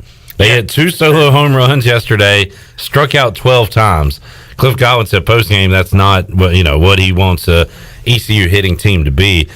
They've had to rely on the long ball a few games this year, Ronnie. I think it's great to know that if they're not stringing together hits and getting on base and causing disruption like Bryson Worrell has done and others, then they can hit that solo home run if they need it, the 2-run homer, because they've needed it some games. They needed it on Sunday when they weren't putting together many hits. Yeah, and it's guys like, AMAC comes in mind. He hit one this weekend. Josh Moylan I've been really impressed with. He's second on the team in home runs. They've been timely home runs for those guys. Seems like they're all big, yeah. Exactly. A guy like AMAC, he's hit cleanup some games. He's hit 6th. He's hit 7th in the order. Moylan's kind of been the same way. He's been in the middle. There's other times against a lefty where he'll go down to 7, 6, So there's just different kind of production up and down. And again, it starts with Norby. So it's been interesting. The one thing they haven't kind of figured out is who should hit second in the order. That was kind of Lane Hoover. Early was his thing, and then he got hurt. Obviously, Ben Newton did it a few games in the last week. Yeah. Then Worrell did it Sunday, and he struggled in that spot. So it's kind of like you have Norby, and then you have those kind of, Francisco's been really consistent. Didn't Agnos hit? Yeah, there Agnos at one point? was there. Yeah. So it's like they've shifted. That's the one spot they haven't been able to kind of figure out how you get from Norby to the then middle RBI guys. So that's something. But again, maybe that's just when Lane Hoover comes back, he slides right in. And, Worrell has had some really good at-bats. His batting average is 200, but he makes a lot of sense there. He's just kind of got to get consistent a little bit. You want him on the bases because he had, I guess it was Saturday, where he had the stolen base and then moved over to third, I believe, and just is so good on the base pass. And then, Ronnie, so we hit on the bullpen, hit on the hitting, the defense. I mean, the Agnos 5-4-3 was web gym material that we saw over the weekend. Everything that they do, like the one, I guess Agnos had an in-between hop in the infield. I remember that one. They got by him. They ruled it a hit. And then you had the play where Worrell and the outfielders just didn't see the ball that one time. Like, other than that, they are just so solid defensively. And Cliff Godwin mentioned it on the post game, I think yesterday, that they were number one in the nation defensively in the shortened 2020 season. They have picked up right where they left off. They pride themselves on their great defense, and it saves runs. They've won some games defensively. 3-1, 3-1. Yep. A lot of teams, that are either tied, losing those games because those balls get through. Yeah, I think it starts to me with the left side of the infield with Giles and Agnos, at third and short. And then really Norby, as much as we've talked about him with the bat, he's been a lot, improved defensively. Yeah. Cliff Godwin mentioned that, I think either yesterday or Saturday, but he made sure to point that out as well. So Moylan's looked really good at first as a freshman. We didn't know a lot about him heading into the year, and Francisco's versatile, obviously. So I think it starts with the infield. You have some more moving parts a little bit in the outfield, but Giles is really good, and Agnos is awesome at third. So that's I think the key, especially with like Tyler Smith is a sinker ground ball type guy that plays into your infield, obviously. And Cooch Maynard's kind of the same way. A lot of stuff down in the zone, so they're able to kind of cater to your defense in the infield, I think, a lot of times on the weekend, so that's worked out really well. Yeah, Matt Bridges talked about that too, the confidence it gives those pitchers knowing that they have those gloves behind them. How about Tyler Smith, Ronnie? I'll tell you exactly what I was thinking when it was bases loaded, nobody out. I thought this is probably Tyler Smith's last start of the season. Like, they could push him to the Gavin Williams role and start Gavin Williams next weekend. So he gets the double play, gets out of that inning with only one run scored. That's the only run Charlotte goes on to score that game. And then Tyler Smith is pitching on into the sixth inning, fifth inning? Fifth, 4 2/3. Into the fifth. And for him to get there after that start was incredible. Yeah, and I've said this before with him, certainly. The strikeout to walk ratio, I think, is huge with him. And he didn't walk anybody. He struck out 4. So that he's going to give up some hits and some runs, I think, but again, if he has his control, he can work out of some things. And that worked out, obviously, really well in that first inning with the double play. So if he's not, plunking guys, putting guys on base with free passes, walking people, he can be effective. He's not going to pitch deep into games. It's always that 4th, 5th inning where, it can get kind of hairy with him at times. That's kind of been his track record, but he's typically solid, and he puts you in kind of position to be in contention or, be in a spot to win the game. So, I think that's, again, the strikeout to walk. When he doesn't walk anybody, he can have some success, and that was big Sunday. Cliff Godwin said that first inning was the difference in the game. Definitely. So you don't hear that a lot usually in a baseball game, the first inning, but it ended up being true. Not only did that had to kill a little bit of Charlotte's buzz, a little bit of their momentum too. Bases loaded, nobody out, and you only get one run. I think that was the only lead they had all weekend, was when they scored in the first. I wish I had Corey on, because I'm about to have a stat that Corey Glore had. And also, good grief, 15 strikeouts. I wasn't at this game. Is that Friday? Yeah. Gavin ECU Williams and Cooch Maynard. on the weekend, 31 strikeouts, 2 walks by ECU pitching. That is phenomenal. Yep. The other stat, Ronnie, you were talking about, so ECU has a long winning streak over Charlotte, correct? Sure. Okay. No, I think so. Yeah, I don't know the details off the top of my head right now. Like I swear, Corey said it was like the high teens or 20, like along, and they have not trailed during that entire time. He said that on Saturday. I thought about that on Sunday because they did get a 1-0 lead. Yeah. And that was the only lead they had. The key, too, quickly, I tweeted this out Sunday. Charlotte's leadoff hitter on Friday, Keuchel, I think is his last name. Craig Keuchel. He went 0 for 4, struck out 4 times. Saturday, he went 0 for 4 with 2 strikeouts. And then Sunday, he led off with a single. He scored the 1 run. So it's not you put the whole series on one guy, but I think that was key. You know, you flip it to the other side. ECU's leadoff hitter is Connor Norby, who's red hot. You know, so that especially early in the game, clearly that's the first batter of the first inning for both teams. ECU got that guy out, and I think that affected the game at different parts of each game the whole weekend. And then again, he hits a leadoff single, they score. Only lead they held all weekend, and otherwise they got that guy out. I think that was big. Ronnie, you're a smart guy. You know things. ECU at UNCW Wednesday at 6 o'clock. Why does it say RV? I noticed the same thing like an hour ago. Why does it say? It's really bothering me. Absolutely no clue. Is it just a mistake? Does it signify something? Is UNCW going to be coached by RV, Ronald Vincent? Is RV was my first thought. Honorary coach? Should I text Malcolm? Do you think he'll give me an answer? We got time. Malcolm's pretty quick on the text. Let's see. Somebody from ECU should be listening. If you could at RV. Yeah. Is it a different stadium? Maybe. Okay, so good call. Shirley thought that might be it, but she looked it up and said they were playing at Brooks Field, which is their regular stadium, right? I got nothing. Same thing though. And you know what? Somebody answered this earlier in the everything. You know what? Let me apologize and give a shout out to Joseph, who had it an hour ago when Ellerbe and I were talking about it. There you go. Joseph Oakes, great call. Receiving votes is what that means.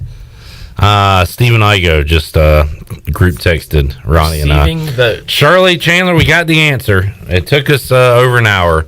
Now, the follow-up. In what poll is UNCW receiving votes? It should have like tons of letters like RV, AP. I don't even know what baseball polls do receiving votes. I don't know. I only pay attention to Remember that poll that ranks like 30 teams? Yeah. Collegiate. Is that what it is? I think it's collegiate baseball. It's like top 35. We're number 29. They have receiving votes too. Yeah. RV, receiving votes. Okay, that makes sense. Thank you. It's a little wonky. Yeah. On the schedule there. Igo said never seen that included. Neither have I. Pirates are top 10 in multiple polls now, right, Ronnie? Baseball America. Number 9 in Baseball America and D1 baseball. Awesome. And again, I've committed. I told Igo this before the season. I committed to D1 baseball only. Yeah. If ECU's not ranked in that poll, but they're like 11 in some other poll, I'm going to say unranked. Or if they're 9 right now in D1 baseball, I'm going 9. I'm just sick of following like 5 or 6 different college baseball polls. I like Aaron Fitt. He's my guy. Great to see him at Clark and Claire yesterday. He was. I don't know Kendall Rogers personally, but obviously he knows a lot on the sport. So I'm going to trust them and just stick with them and not mess with any other poll. That's just my personal preference. Ronnie hath spoken. Do what you want, but I'm committing to that. Let's take a timeout. We'll come back. More ECU baseball, maybe a little bit on ECU spring football, which gets underway on Tuesday. And we'll have Ronnie's dark horse team in this year's NCAA tournament. He picked the champion. You got to go back 6 years ago. What year was it? Was it 15? 14? 7 years ago? So, what do we know about that bracket? I don't know. What do we know? I'll tell you after the break. We'll be back after this. How about that?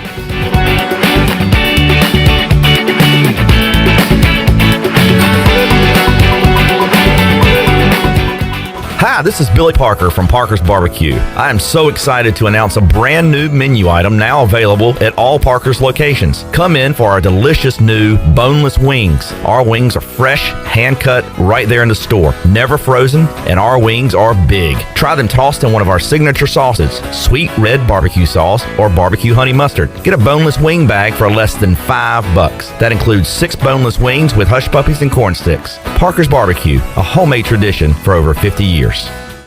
In sports, if you think joy only happens after you win, think again. Look at the world's most successful athletes like Serena Williams, Brooks Koepka, and Alex Morgan. They don't spend all their days grinding away. They take time to enjoy themselves, like getting together with friends over a Michelob Ultra, because they know that happiness is the key to winning, and that joy is the whole game, not just the end game. Michelob Ultra. 95 calories, 2.6 grams of carbs. It's only worth it if you enjoy it. Enjoy responsibly. AB Michelob Ultra Light Beer, St. Louis, Missouri. This is Dr. Phil Perdue with Orthopedics East and Sports Medicine Center. My colleagues and I recognize how difficult this time is for everyone in our community. We continue to see patients during the week while taking precautions to keep everyone safe. Our extended care clinic is now open on Saturdays and Sundays from 10 a.m. to 2 p.m., so you can avoid the emergency department for your urgent orthopedic care. For more information, please contact us at 757-2663 or visit our website at orthoeast.com. If you wake up in the morning with a backache, feeling more tired than you did when you went to bed, you probably need a new mattress. And the best place to get that mattress is Factory Mattress. Hi, I'm Kirk Smith, General Manager. For more than 40 years, Factory Mattress has been Greenville and Wilson's local mattress dealer. We guarantee the lowest price on the area's best selection with over 50 models to choose from. No seconds or overruns. Factory Mattress offers only first quality direct from the manufacturer. Sealy Posturepedic, Beautyrest, Stearns & Foster, and Tempur-Pedic. The most highly trained sales associates with over 60 years of combined experience. Same as cash financing with zero interest up to 48 months and free local delivery. Face it, to have a good day, you've got to have a good night. So sleep better knowing you saved money at Factory Mattress, locally owned on Greenville Boulevard in Greenville, on Forest Hills Road in Wilson, on the web at factorymattressusa.com, and a proud member of Pirates Supporting Pirates. University PC Care has been the Pirate Nation's go-to IT expert since 2006. They thank you for your continued support and trust during these trying times. Many services can be done remotely and free pickup and delivery is available. As a Dell business partner and Apple authorized service provider, you can count on University PC Care for all your personal and business tech support needs. To make a remote appointment or to bring in your device for service at their Greenville or New Bern locations, call 558-1280 or go online at universitypccare.com. Hey Pirate Nation, Big Ed Watkins here. As a former ECU football player, America's Gas Man, 3-time NASCAR champion and 3-time Daytona 500 champion, I know what it takes to win. I also know what it takes to make folks happy on the water. When I'm not at the track, I'm making deals at the hottest boat dealership in North Carolina. If you're in the market for a boat, shop us online now at edwatkinsmarine.com. We will deliver anywhere. And if you buy a boat from me, Pirate Nation, I will personally deliver it. I love Eastern North Carolina, and we are ready to deal with lots of inventory on hand. We are your one-stop shop for sales and service. Get on the water now with the help of Ed Watkins Marine, and go Pirates.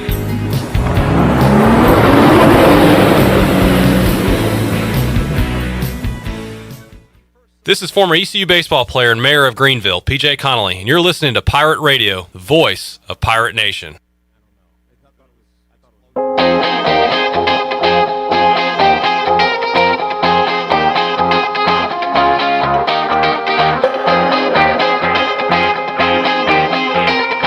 This hour of PRL is brought to you by Tommy's Express Car Wash. Come experience the difference at Tommy's. Now open at the corner of Greenville Boulevard and Red Banks Road. Doesn't your car deserve it? Visit Tommy's Express Car Wash today. Now back to the show. Welcome back. Did you miss a show on Pirate Radio? Listen to all of Pirate Radio's archived local programming by subscribing to us on Apple Podcasts. Subscribe today by going to the podcast app on your iPhone or Apple device and search for Pirate Radio Audio Archives. Now let's head back into Pirate Radio Live. Here's your host, Clip Rock. All righty. We have very intelligent listeners, such as the guy named Joseph Oakes, who had our answer, what does RV mean beside UNCW on the ECU schedule? And it means receiving votes. Also, Stephen Igo texted that in. One of my favorite parts of the show is when Igo's on with me and we're talking about something we can't figure out. Ronnie usually texts in the answer. Yeah. When Ronnie's here, Igo's listening and he texts in the answer. So I like you all doing the work for me. So I appreciate that. It's like we know each other pretty well. Igo says they have 3 votes in the coaches poll, Ronnie. UNCW? There you go. Yep. Who, what coaches poll? Also, what is the coaches poll? Igo points out that ECU lost to RV Old Dominion, also receiving votes. In the AP poll? I don't know. I've literally never heard of the coaches poll in college baseball. Yeah. Does Cliff Godwin vote in that? Yeah, maybe. Yeah, who knows? All right. He makes Bortles vote in it. Baseball, yeah, right. Baseball back in action Wednesday. Always fun when the Pirates and the Seahawks play.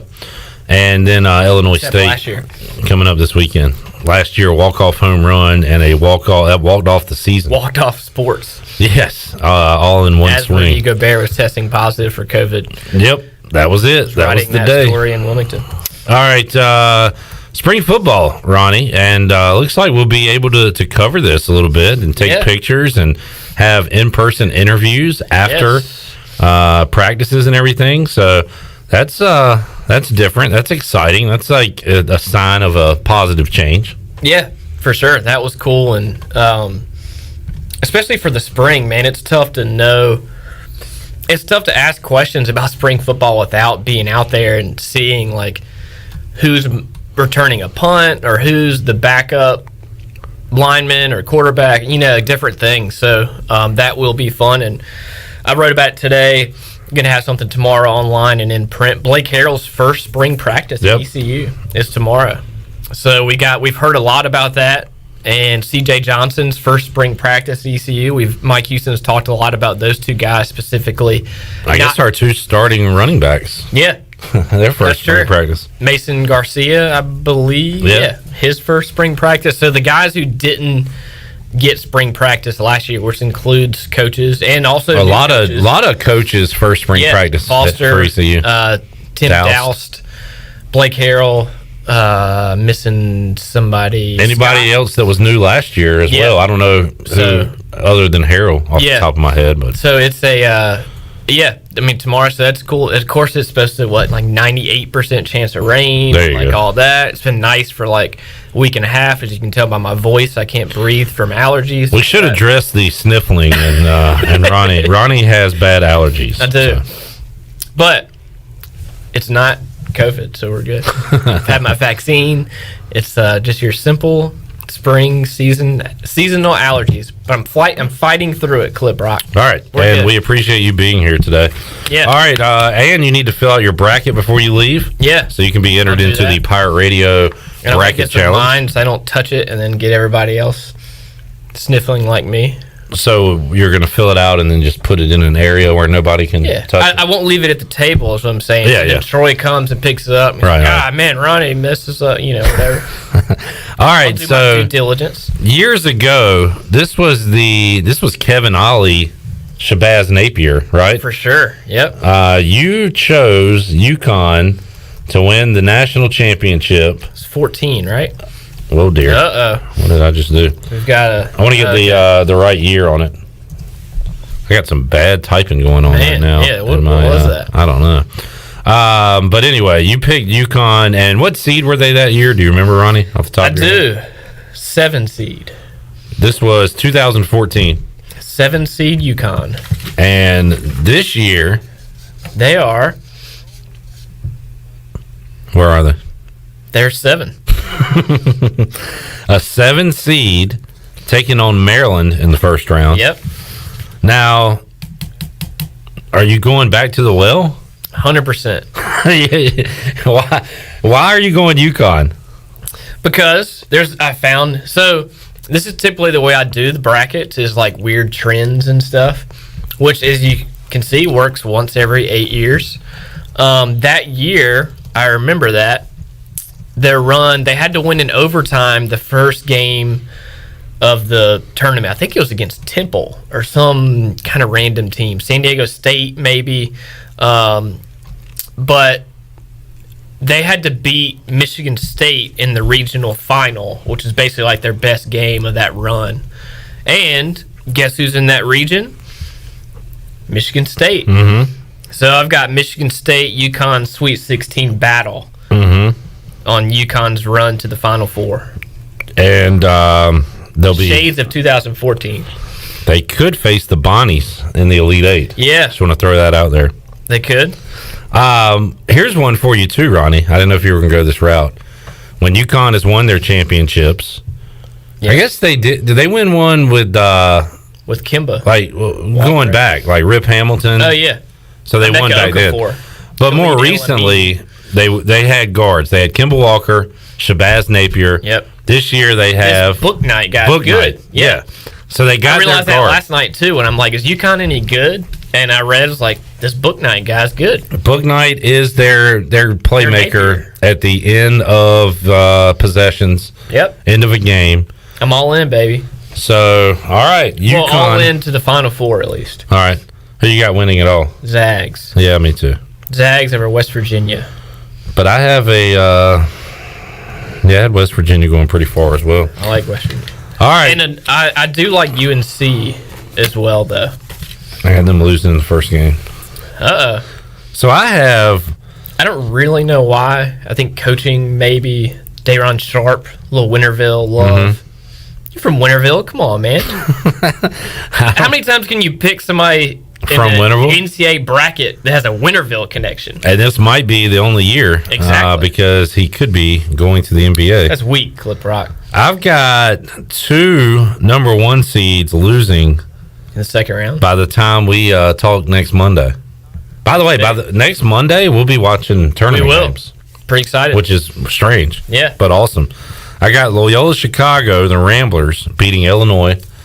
And I've got the Bonnies knocking off Michigan. You got to, right? Yeah, I got to at this point. I respect that.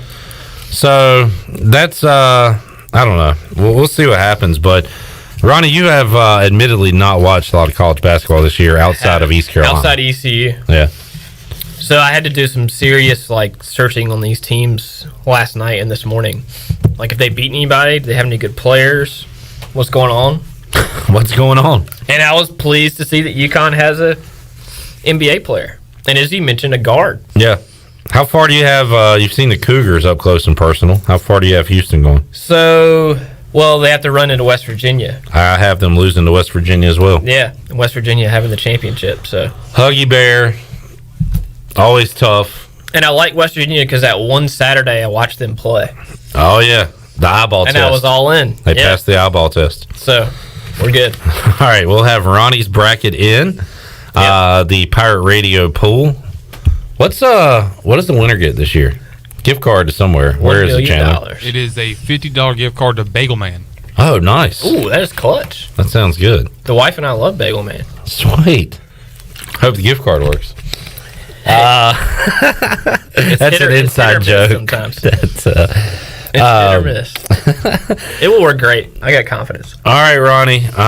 So what else is? You're all ECU baseball and football at this point, as far as your sports world. Right? Yeah. Yeah. Now that hoops is done. At what point will we start to see what the roster looks like for ECU basketball next season? I think. Is that still in the a little ways away? I'd say it's early stages is my guess. Because there's going to be some exits to the program. The last time this happened, remember like Sean Williams, and then it was kind of one by guy. Yeah, I don't think there's just like this one, all right, it's April 20th or whatever. We're going to make this, hockey style like line change. Ronnie, you're going to love this. What a call by Johnny Gardner. Josh Carlton, UConn player, South Central. Hey. He went to South Central and then I think moved to a different school, if I'm not mistaken. He did. Kind of like Sharp, right? Yeah. Yeah. So you've got Winterville going all the way. Winterville, baby. Johnny, great call on that. I like it. Although I don't think he's a prominent player for them anymore.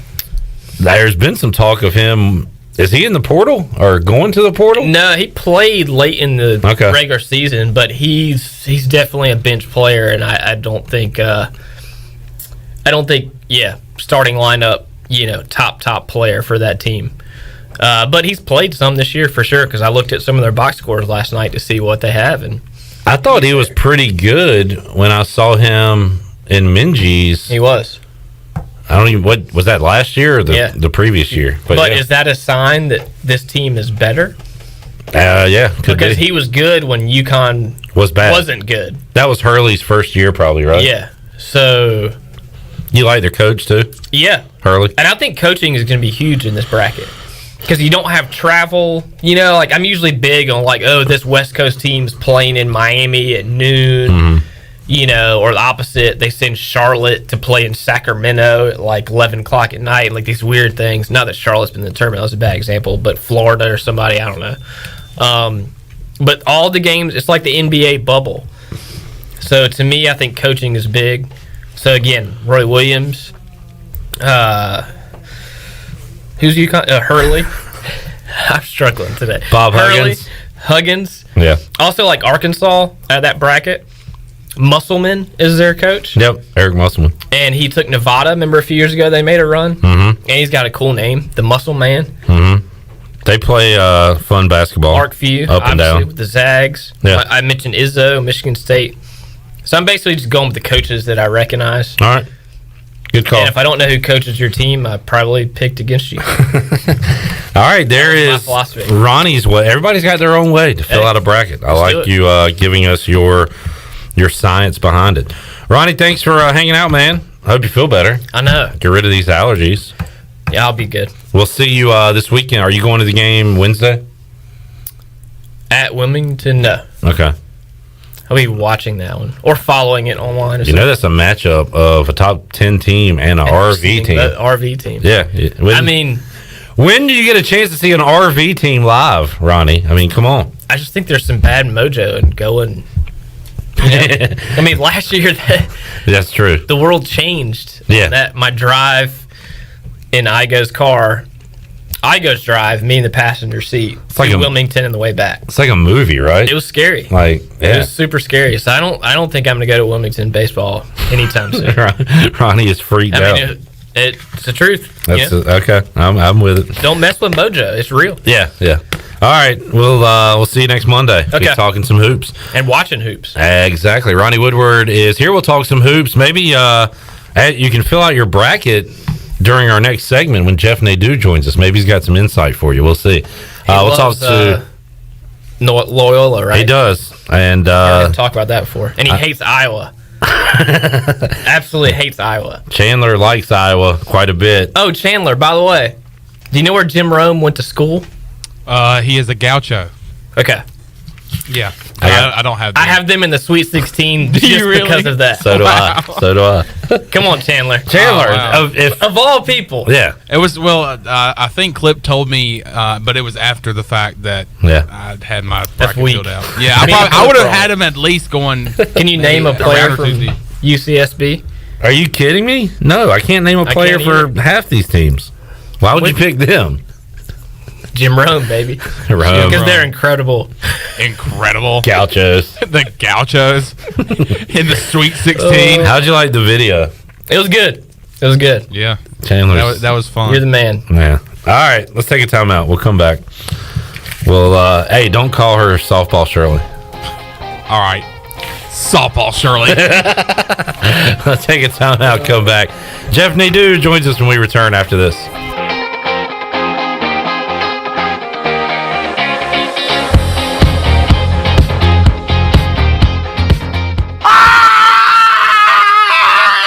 What the heck was that? That was Chuck again from Naughty Dog. He loves to run around town screaming when there's a new beer release. This week he's super excited because St. Patrick's Day is on Wednesday, and Naughty Dog is releasing their new Irish Eyes Dry Stout and the Hell Camp Irish Red Ale. Plus on St. Patrick's Day there'll be Uncle Fred's Food Truck, ice cold green beer, and plenty of indoor and outdoor space for everyone to celebrate. Go to Naughty Dog Brewing Company on Main Street in downtown Winterville, and be sure to follow Naughty Dog on Facebook and Instagram.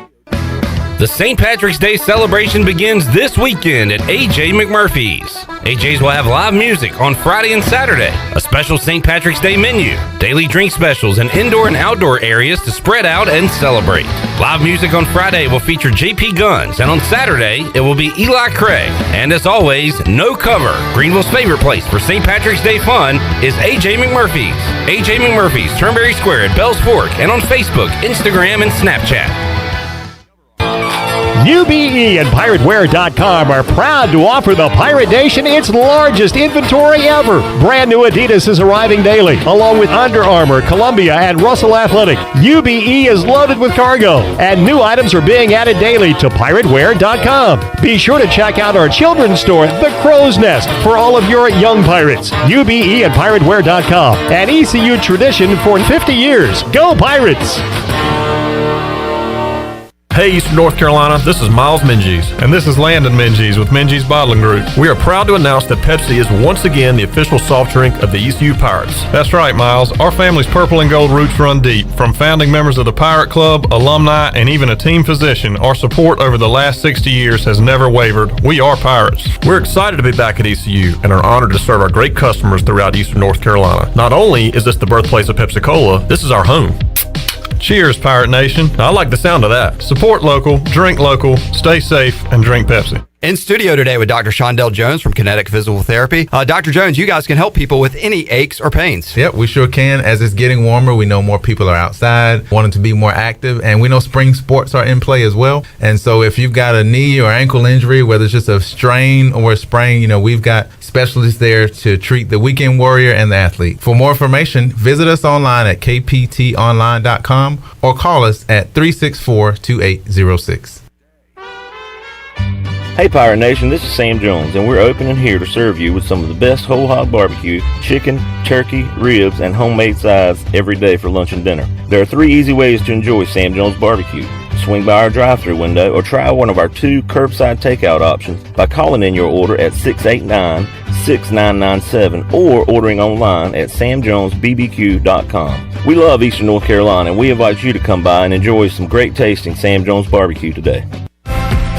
Let us help you get back to business. This is Donald Stocks and Justin Judge of PIP of Eastern North Carolina. We're ready to assist your business with branded PPE. Would you like face masks with your logo? We can do that, plus custom social distancing signage. Now is the time to ramp up your marketing efforts. Whether it's cutting edge, contactless, touchless marketing, or traditional direct mail, we can do it all.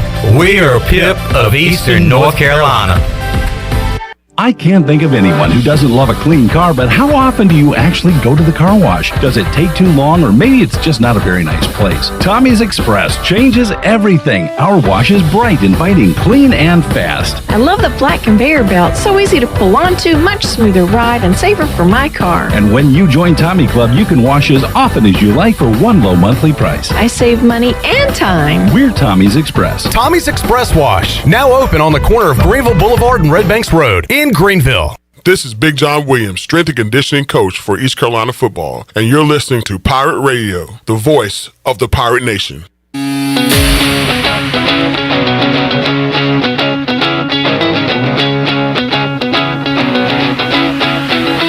This hour of PRL is brought to you by Tommy's Express Car Wash. Come experience the difference at Tommy's. Now open at the corner of Greenville Boulevard and Red Banks Road. Doesn't your car deserve it? Visit Tommy's Express Car Wash today. Now back to the show. Welcome back. Hey, not only are we broadcasting on Facebook Live, we also are on YouTube Live. You can watch all of Pirate Radio's local programming on YouTube Live. All you got to do is go to YouTube, search for Pirate Radio TV, and click on the subscribe button.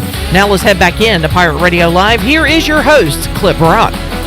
Alrighty, before we wrap up hour number 2, we got to get you ready for filling out your brackets.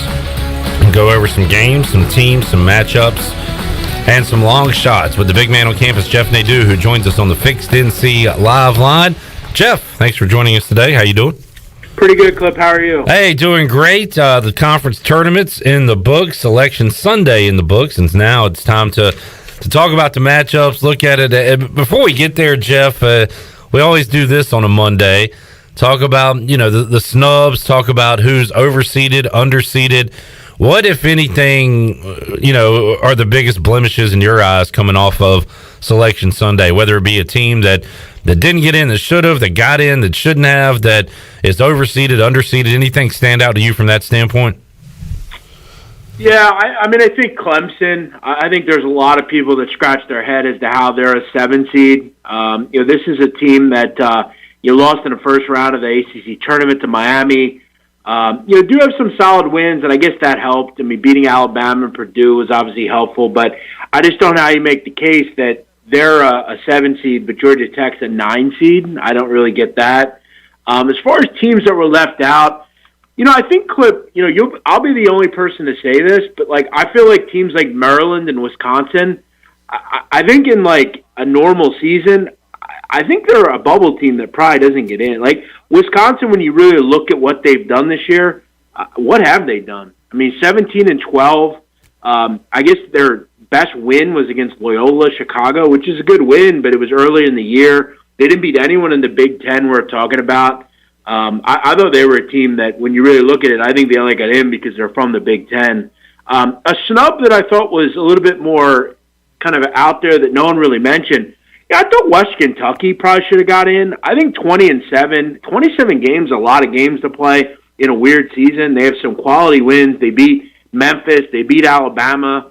La Tech, Marshall twice. They obviously took North Texas to the final second. I thought they were a team that probably could have got in. They challenged themselves. They went out and played teams, which I think you should write home and should always be a part of what you're looking at. So I don't know if there was any egregious team that shouldn't have got in, but there were definitely some teams that should have been lined and seeded better and worse. Jeff Nadu joining us. Jeff, let's talk about the number 1 seeds and who, if any, is in any kind of trouble the first couple of games here throughout the first weekend and on into Monday. So Gonzaga's second round matchup will be Oklahoma or Missouri. Michigan will get LSU or the Bonnies. Baylor, North Carolina, Wisconsin on the 8-9 line. And then Illinois has Loyola, Chicago, Georgia Tech. Any of those make you nervous if you're a 1 seed heading into that second game? Yeah, I mean, when you look at Gonzaga, I would be absolutely floored if they don't get to the Final Four. I mean, they beat 3 teams in this conference already by double digits, and the 3 teams that are strongest teams in it. They beat the 2, 3, and 4 seeds all by 10+. So, hey, real quick, Jeff, is that should they have put those teams in Gonzaga's bracket since they already played them? Or is that just one of those things? That's an interesting question. Yeah. But again, you're the 1 seed, and you're always going to get the benefit of the doubt. Yeah. USC would be an interesting team to play, I think, if you're Gonzaga, but I don't think they have anything to worry about. Baylor, I think they at least make it through the first 2 rounds. I think it could get interesting if they play a team like Purdue. I think Purdue could beat Baylor. But the teams that are, Michigan is the most vulnerable 1 seed in a long time. They're not going to get livers back anytime soon, and I actually think they may lose in the second round to LSU or Bonaventure. I think Florida State is vulnerable down at the bottom of that bracket, but Illinois, I mean, they're also vulnerable. I think obviously they'll beat Drexel, but I think if Loyola can beat Georgia Tech, Loyola is an interesting matchup. I think Krutwig is kind of undervalued on what he can actually do. He is a really good player. I think he can handle Coburn. I don't know if he'll completely shut him down, but I think he can handle him. We have to realize, Cliff, Loyola Chicago is the best defensive team in this tournament. It's that simple. They are a very experienced team. Krutwig has played a really good group of bigs over his 4-year career, even guys like Grant Williams. And the Missouri Valley has some really good bigs he plays with every week. I think their guard play is really good. Williamson is as good a defender as you'll find on the wing for Loyola. I think Illinois and Michigan are both very vulnerable. But the top 1 seed, Gonzaga, would absolutely floor me if they don't get to the Final Four. Jeff has been on the Ramblers the entire season, talking them up. Jeff Nadu joining us on the Fixed NC Live line.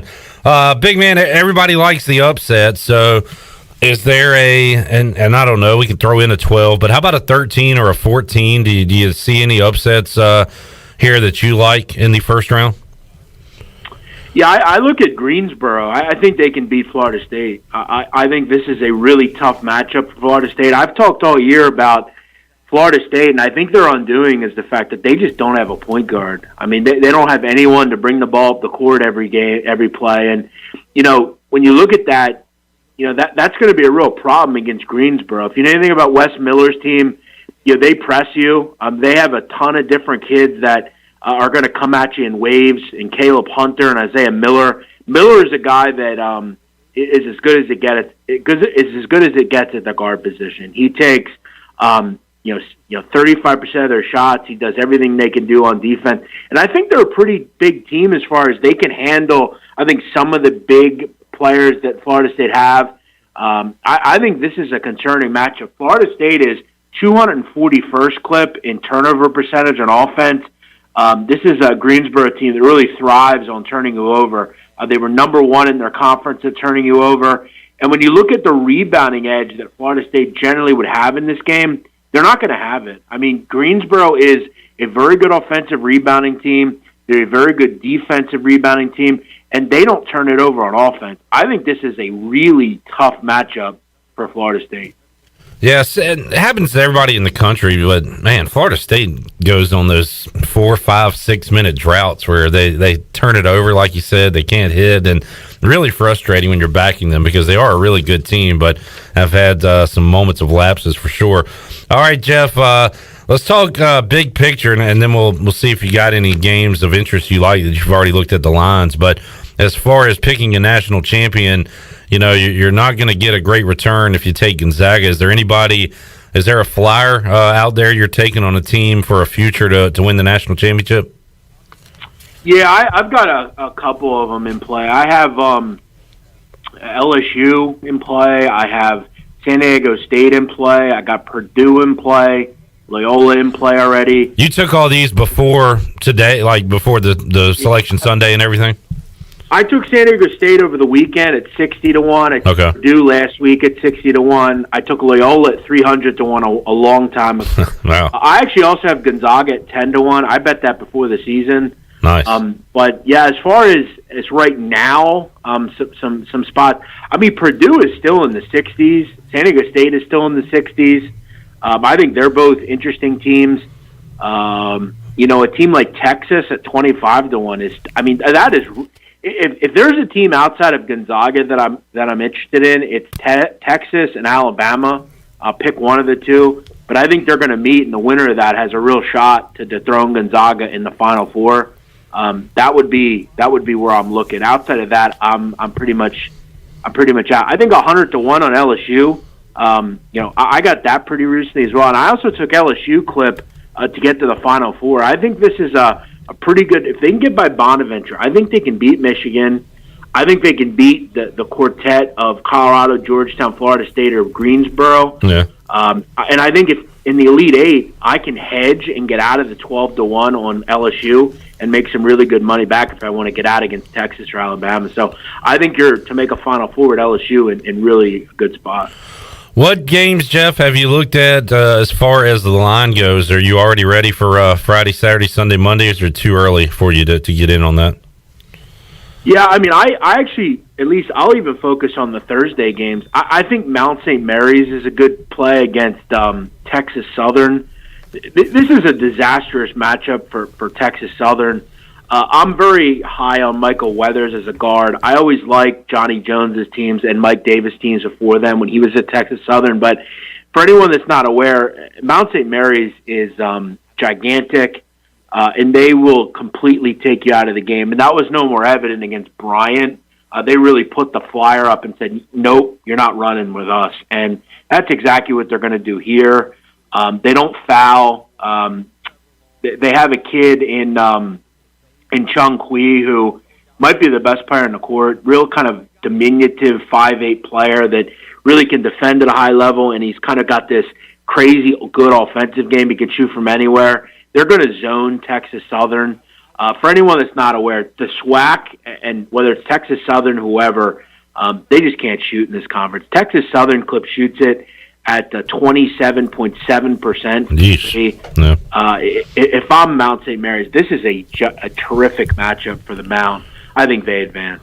Jeff, no Duke, no NC State, obviously no ECU. North Carolina is in, and we got some of those fans tuned into us, Jeff. So what do you think about the Tar Heels' first-round matchup against Wisconsin?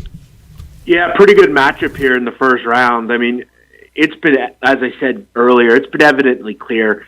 Wisconsin doesn't belong in this tournament. I know that I love them as a program, but they have been the most disappointing team in America to me.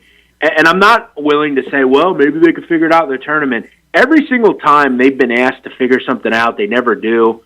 This is a tough matchup. As we know, Wisconsin, their bigs are soft. UNC should thrive on the boards.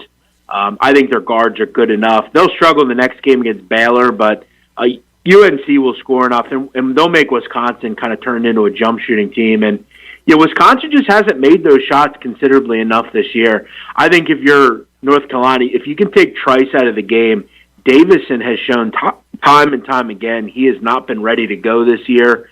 They've really missed a guy like Brevin Pritzel, who they had last year that they don't have this year. Baycott, Garrison Brooks, Leaky Black, Dayron Sharp, they should have a field day in this game. I think this number is a little bit too low.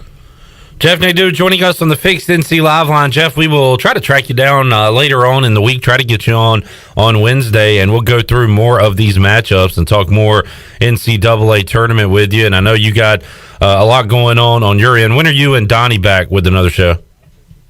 Yeah, we're back every day, 9 a.m. Okay. Back Tuesday, Wednesday. I'm also I got some things I'm working on. Wednesday evening, I'll be down at the Philly Live Casino. I'll be doing some things down there. And then on Thursday, Clip, right before the tournament gets started, I'm doing a 2 to 6 stream with ESPN Radio down at Bally's in Atlantic City. Nice. I'll be all over. I'll be promoting that stuff. So, yeah, we got plenty of content coming out. I'll be all over the place. Good deal, Jeff, and we'll try to get you on back again here on a Wednesday on Pirate Radio Live. Appreciate your time as always, big man, and we'll talk to you again soon. Always good talking to you, Clip. Thanks. All right, the big man on campus, Jeff Nadu, will go over the bracket one more time before the first round with the big man coming up. We'll try to get him on Wednesday's program and go over some more games. And, man, really fired up for Friday, Saturday, Sunday, Monday. We'll have the coverage here on Pirate Radio, and it all gets started with the first four coming up on Thursday.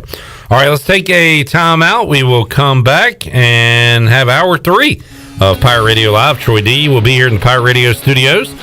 We'll hear comments from Cliff Godwin after Sunday's win, which gave the Pirates a sweep over Charlotte over the weekend.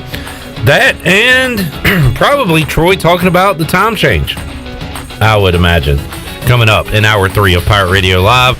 We'll make you a winner, too, and open up the booty bag. That's on the way when we return after this.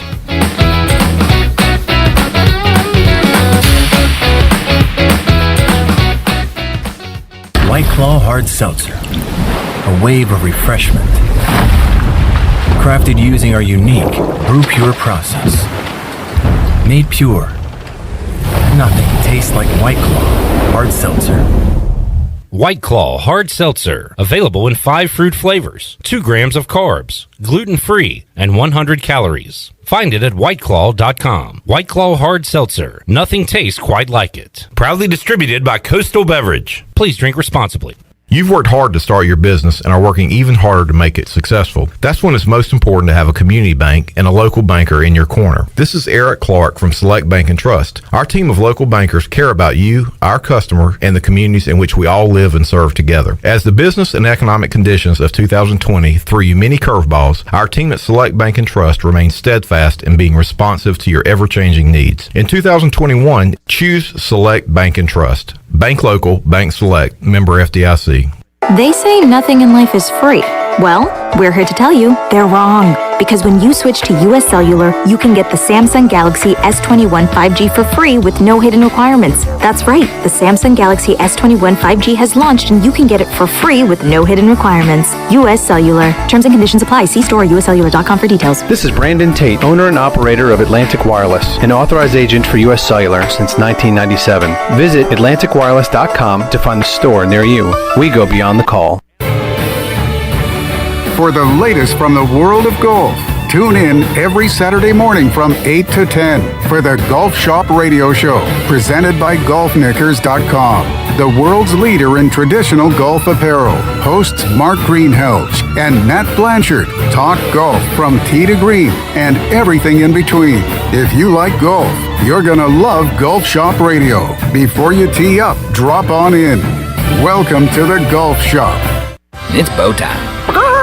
There's something special about the first bite of a Bojangles Cajun Filet biscuit, like an edible alarm clock that slaps you awake with bold Cajun flavor. The moment you sink your teeth into that soft, fluffy, made-from-scratch biscuit, then strike gold with a juicy piece of fried chicken, you'll know. Nothing beats the first bite, except the second first bite. Get a Cajun Filet biscuit combo for just $4.99. It's bow time. This tax season, get more in return during Bostic Sub Furniture's Tax Mania. Update your home for less with savings of 15% off throughout the store. Living room, dining room, and bedroom furniture at savings of 15% off. Save up to 70% off clearance items or get 48 months special financing. Now's the time to get a better night's sleep on a Scott Living or Restonic mattress and enjoy 48 months special financing. Your tax dollars go farther during Tax Mania now at Bostic Sub Furniture. Close your eyes and follow me where the gentle breezes blow. A taste of old Mexico at Chico's. Sunny and bright, fun fiesta day and night. Ooh, what a tropical delight. A taste of old Mexico at Chico's. A frosty pina colada, a toasted cheese enchilada. Oh, you just gotta go where the friendly breezes blow. Sunny and bright, fun fiesta day and night. Ooh, what a tropical delight. A taste of old Mexico at Chico's. This is Pirate Radio, WGHB Farmville, 1250 and 92.7 FM Greenville, WDLX Washington, 930 and 104.1 FM Washington.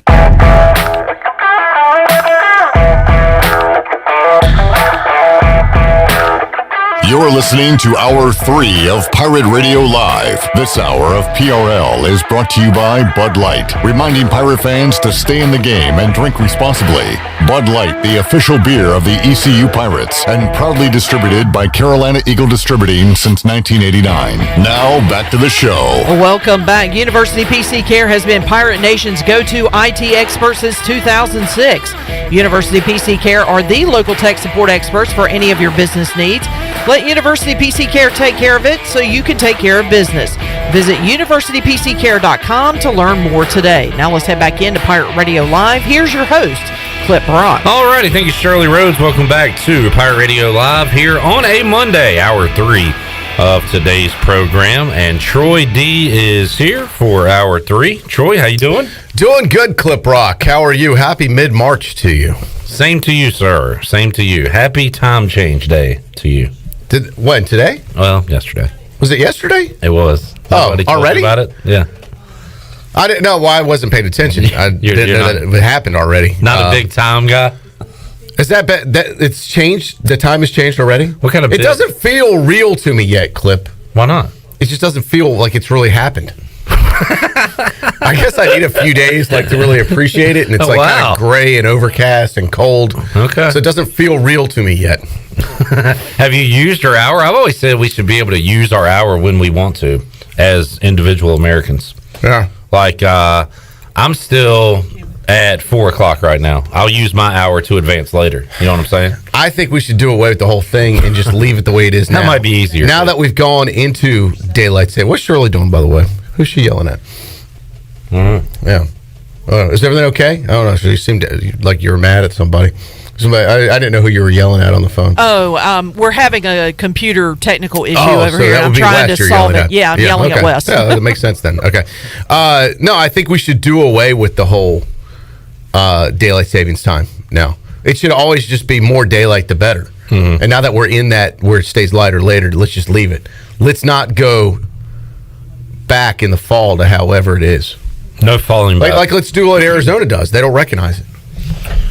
Yeah, why we don't need it anymore. Yeah, there's why legislation now in D.C. actually to abolish it. Yeah. So I support that. Okay. Yeah. All right. As your next governor, that would be my number one priority. So Bryce from Hollywood, Bryce Wagner, in the Pirate Radio studios Friday and today I didn't get to talk to him today. I was busy. Talked to him on Friday, and he was in Greenville. And Troy, did y'all hang out over the weekend? Did you, we were. Yes, we. Do you have enough energy to hang out with him for a full weekend? It's a lot. I could barely get through a conversation with him. He is a high energy man. Bryce Wagner, officially his name, is a high energy individual, and it takes a lot out of you. Yeah. He is he's like this clip, like how he calls the post game show. Yeah, is not an act. I used to think, and I've known him for a long time. I think he just amps it up for the Pirate Nation. This is how the dude is all the time. His one speed, it's on. He is go time. Yeah, and it was great to see him. He's got a cool documentary that they're still putting together. Yes, actually, they're going to be, and we've had him on the show talking about it. Yeah. They'll hopefully have it done later this week. Later this year, actually. Yeah. And he's doing a documentary in Eastern North Carolina about the Outer Banks, but specifically about the wild horses, especially up in Corolla, and the plight that those horses face. There's wild horses too down like at Shackleford Banks. Mm-hmm. There's an area there. I think they did some filming there also. So we saw what is referred to in the biz clip as a sizzle reel. Mm-hmm. It sizzled. It looked great. It's really cool, and he's got some awesome things already put together on it. So I look forward to seeing the final product. Of course, he is a proud ECU alum. So he has put together After Porn Ends 2. Yeah, documentary of what happens after women leave that business, the adult film business, and Very also the Parrot Head documentary. Jimmy Buffett fans. Yes, which was if you like Jimmy Buffett, you know how dedicated and loyal his fans are. This was an incredible documentary documenting that, which is, as Brian Bailey would say, what documentaries do. They document things. Documentaries are a document to document things, of course. Exactly. All right. So what y'all do over the weekend? Y'all party? We hung out, Clip. What is this? 20 questions? I don't know. What'd you do? We hung out. We did. I don't know. That's why I'm asking. I don't know. We do what do you think we did? What do I think you did? That's what we did. Ooh, you did that? Not that. Stop it with that thought. That was a terrible thought. How dare you think that? All right, I won't peer into your life anymore. Then I guess I don't know. I was just trying to. No, we just hung out. We had some. Look, it was nice to be at the beach. By the way, so you were at the beach. Carteret County open for business. Morehead City, Atlantic Beach. It was nice. A couple nice days. It was a good getaway. Some sun, sand, and surf. And you were not at ECU baseball. No, I was. So I was not at ECU baseball. My representatives were. Who's that?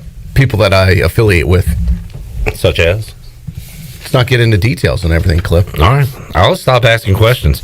Let's get into our Bud Light ECU report, brought to you by Bud Light, who reminds Pirate fans to always stay in the game. Drink responsibly. Bud Light, the official beer of the ECU Pirates, proudly distributed by Carolina Eagle Distributing since 1989. Weren't you there? I was. Yeah. Well, you're one of my affiliates. All right. I was people that I'd be affiliated with. All right. I was there. And many others. It looked like a pretty good crowd. It was. Like, for what is allowed right now, these crowds have been great. Yeah. And it's added to the game for sure. And I hope it will continue with this COVID stuff getting better and better. I'm hoping these, by the time the governor speaks again, he keeps lifting these restrictions off the numbers, especially in outdoor stadiums. They could have more people than, what is it capped at right now? 1,200? Something like that. I mean, really, let's be honest. It should be 50% capacity right now at Clark LeClaire. Minimum 50% capacity. So let's bump that puppy back up to 2,500 right now immediately. Let's bump that puppy. That's what I think they should do. And I think that, listen, you could do that, still socially distant, everybody's fine, and you could get way more fans in there. Hashtag BTP, bump that puppy. Yeah. Shirley. You listening, Roy? You listening? Speaking of, you listening, Cecil? We got some Chancellor news. We do have Chancellor news. Yes. This is just one streaming train of thought that goes off the tracks. But we do have Chancellor Philip Rogers. Congratulations to him, by the way. His first official day on the job. Do you remember your first day on the job, Clip? Not really. Most first days on your job aren't very memorable, when you go back and you think about it. But his probably will be, I imagine. This is a pretty big job, being Chancellor of East Carolina University. We will have a long sit-down interview with him coming up Tuesday. And that'll be on the Pirate Radio podcast. Yeah, we're going to throw it on the podcast first. so folks can hear it. We might get it up there on YouTube quickly also, and then we'll be playing highlights of it here on PRL, and we'll also have it on the radio in its entirety, I believe. Wednesday. Yep. Yes. At 6 o'clock. Yeah. So Chancellor, get used to Chancellor Rogers in the house. I saw him Saturday at the baseball game. Very pro-athletic Chancellor. We'll discuss that. His priorities for East Carolina University as you take. First of all, let me also say congratulations to Dr. Ron Mitchelson, who has passed the torch, so to speak. Handed the steering, what's the big wheel called? Yeah, the helm. The helm, right. Yeah, so that's a good point. Handed the helm over officially yesterday. Ron has done an incredible job as interim chancellor, really steadying the ship at East Carolina during some extremely tough times. I mean, you think about this past year of navigating the university through this COVID situation, which was new to everybody, but also going into it with all the financial issues and all the budget cuts that they had to deal with and everything else. I think Ron has done an amazing job of leadership, not just as interim chancellor, but also as provost before that for the past 20 years. So we wish him well. I know he's excited probably to have a day off. So we might have to contact Ron down the road and check in with him, see what he's up to nowadays. So when was Chancellor Rogers' first official day? Today, yeah. I'm going to pull a Troy here. I was one of the last people to give Philip Rogers a fist bump before he became ECU Chancellor. Oh, did you do it Sunday? Saturday. Oh, yeah. I'm imagining he didn't give a lot of fist bumps on Sunday. Probably not. So I'm going to say I was one of the, if not the last person before he took over. That's awesome. That's huge. That's cool. That is huge. We'll give him some fist bumps tomorrow. There you go. You could be one of the first after he becomes chancellor. Probably so. And it's hard to believe, but he's only 37 years old. It's crazy. Clip. Yeah. He is he younger than you? He is. A chancellor younger than Clip Brock. That's right. So, but I was talking with Ellerbe about this at lunch today. His demeanor kind of reminds me of a Lincoln Riley type when he was here, where Lincoln was a young guy. I think he was like 27 when he took over as offensive coordinator. But didn't act it or looked his age. Correct. He was very mature for his age. Yeah. He was kind of wise beyond his years. Yep. And I feel the same about Philip Rogers. I feel like he is not your average 37-year-old. I'm not ready to put him in the retirement home, but you know what I'm saying? He acts and appears and seems to be much older and more mature than your average 30-year-old. Both of those guys you just mentioned are at a maturity level we will never reach. Not even close. Like, ever. Right, I'm the opposite. Yeah. Those guys are much more mature than their age. Me and you, much younger than our actual age. Correct. And that would be called immature. Mm-hmm. That would be exactly for those of you that are English majors. Did see Philip over the weekend at Clark LeClaire Stadium where the Pirates were sweeping the Charlotte 49ers. And how about yesterday? Tyler Smith has bases loaded, nobody out, top of the first inning. He's able to get out of it, just giving up one run, got a double play, and then got out of the inning. And Cliff Godwin talked about how big that was. Smitty, you pitched out of a jam in the first inning, and really that was the difference in the game. Bases loaded, no outs, only gives up one run.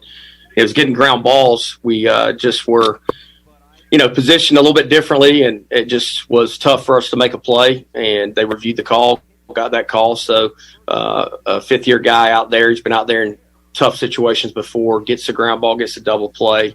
They only score one. We come in, and that's just a huge momentum boost for our team. Cliff Godwin there. Troy, do you want to hear Cliff Godwin and Tyler Feldman have an interaction? I saw this on our, online, I believe, on social media. It's sure. You love analogies. I thought it was a terrible analogy. Oh, wow. King of analogies. I thought it was a terrible analogy. I almost commented on social media, but I refrained because I thought it would be taken out of context. Okay. Sometimes my sarcasm gets lost in the Twitter world. So, but I thought this was a terrible analogy. All right, Shirley, cut 3. Let's hear it. Cliff, I just wanted to hop on here and tell you, since you won today, your team swept the Charlotte 49ers. If we hadn't have won, though, we would have just won the series. So Exactly. Watching your team this weekend, jokes aside, I kind of compare your team right now to a really tasty buffet, like a Golden Corral on steroids. Would you think that that's a good terminology, good term for your team right now, despite being tired? Just seems like you're really well balanced in every facet of the game. Well, Tyler, I hadn't been to a Golden Corral in a lot. I think when Coach O was coaching here, that was like one of his hot spots. I didn't get to travel a whole lot because I was redshirting, but I haven't been to a Golden Corral in a while. But what I would say about our team, and I would hope that people say this about, and I don't take it as an insult. They go, hey man, they're just really good. They just don't beat themselves. They're blue collar. They play hard. They execute when they need to execute. They make pitches when they need to make pitches. They play great defense, and we really haven't beaten ourselves a whole lot this year. And I think that is a sign of a great team. You know, Bridgie and I were just sitting here talking, and he says, hey, we found a way to win. I said, yep, absolutely. So, and that's what the bottom line is to continue to love one another, to serve one another, and to continue to try to get a little bit better each day. All right, Cliff Godwin there. ECU baseball like a buffet because they do everything well. Tyler compares it to a Golden Corral. On steroids. On roids. On steroids, Cliff. Right. First of all, jokes aside.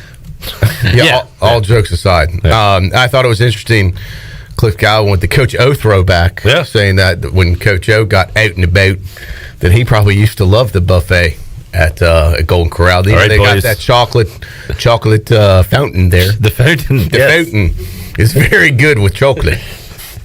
No. So I thought, no, first of all, terrible analogy. I don't know what that sound effect of that Rome gives people, callers that suck. Yeah, that's what I wish. I wish Cliff Godwin could have given Feldman on that. It's just Feldman tries too hard to try and ask these quirky questions that he thinks will go viral.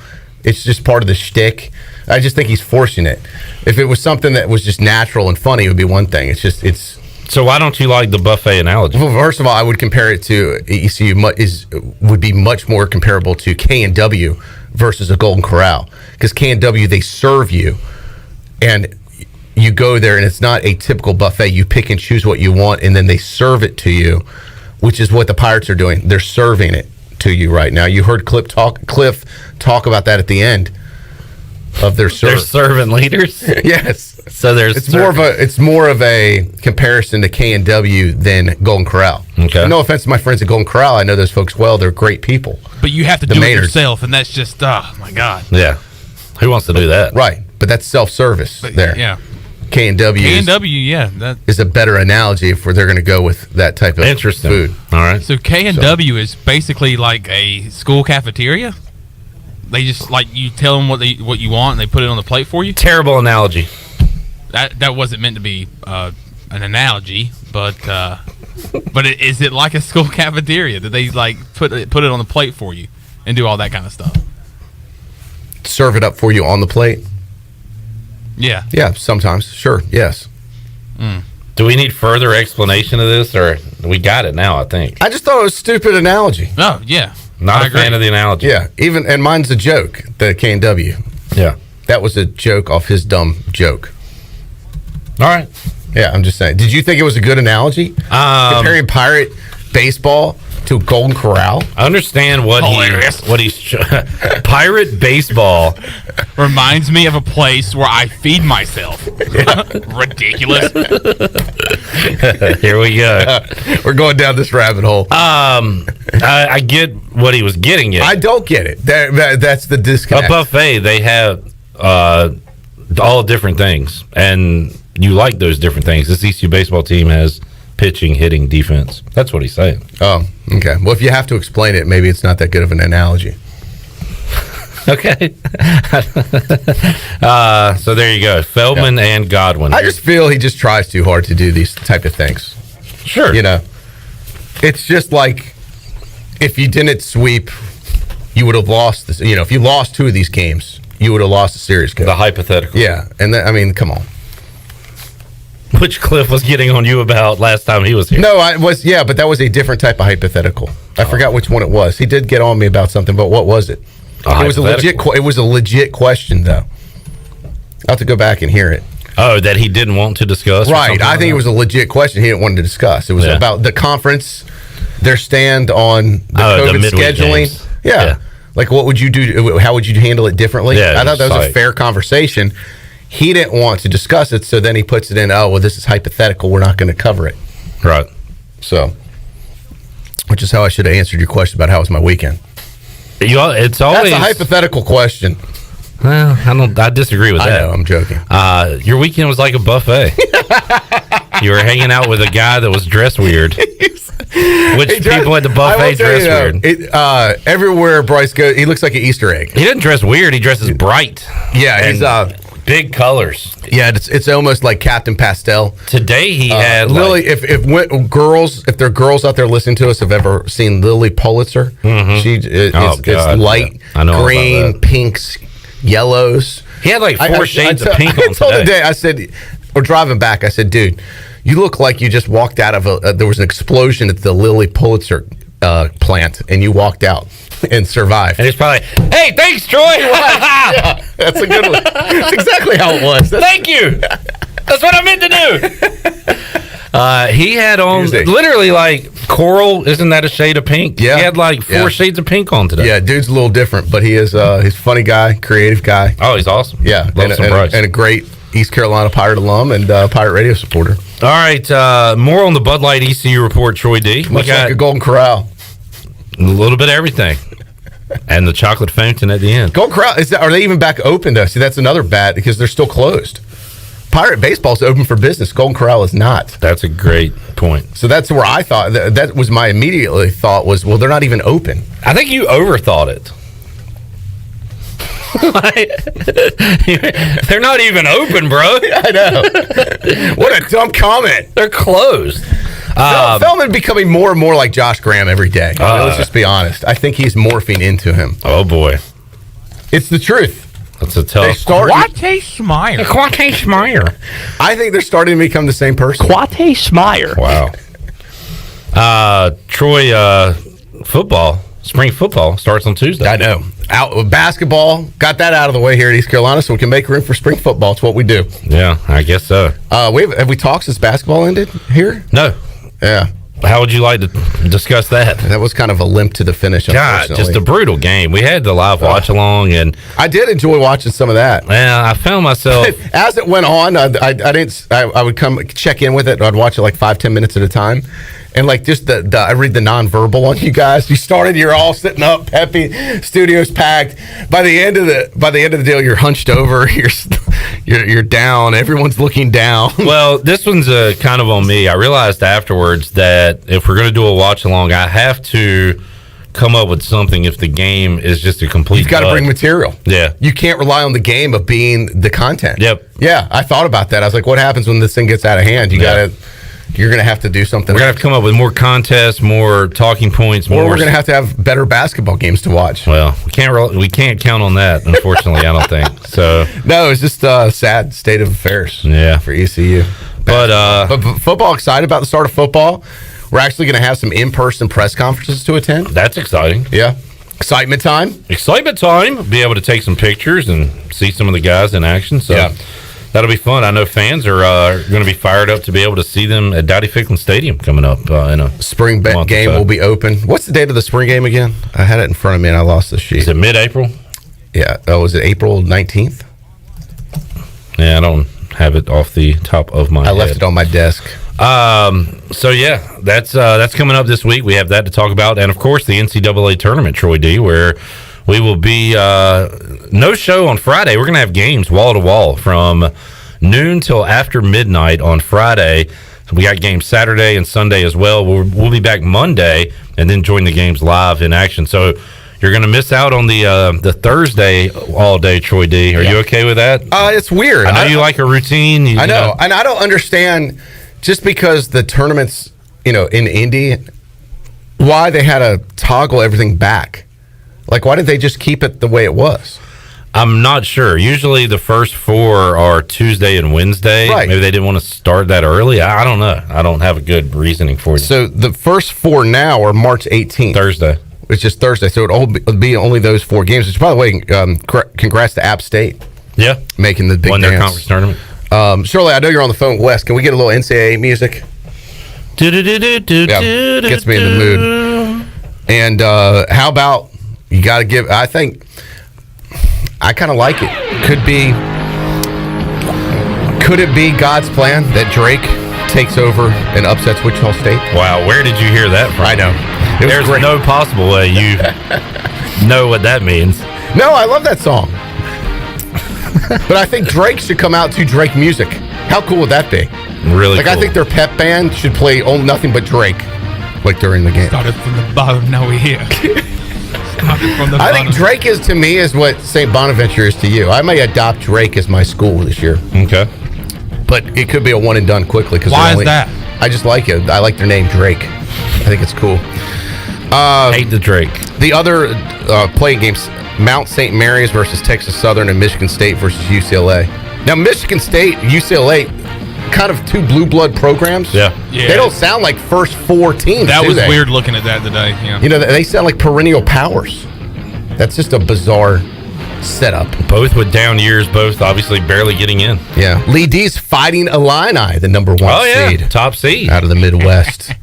I told you on the podcast, they're pretty good. Is Lou Henson still their head coach? Look out for the fighting Illini. They still have Kendall Gill. You know, I didn't get a chance to go to many basketball games back when I was in school because they hadn't started the program yet. It was just coming along. It was just a rec team when I was there. So, Illinois on that top line this year.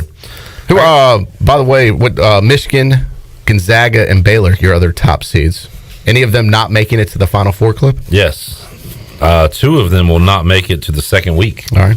Illinois and Michigan. Wow. I have Loyola Chicago. Sister Jean is back. Yes. It's hard to go against Sister Jean. 101 years old now, I hear. They're going to beat Illinois. And, of course, St. Bonaventure is going to knock off Michigan. Yeah. That would be a great matchup. Illinois, Loyola, Chicago. Loyola.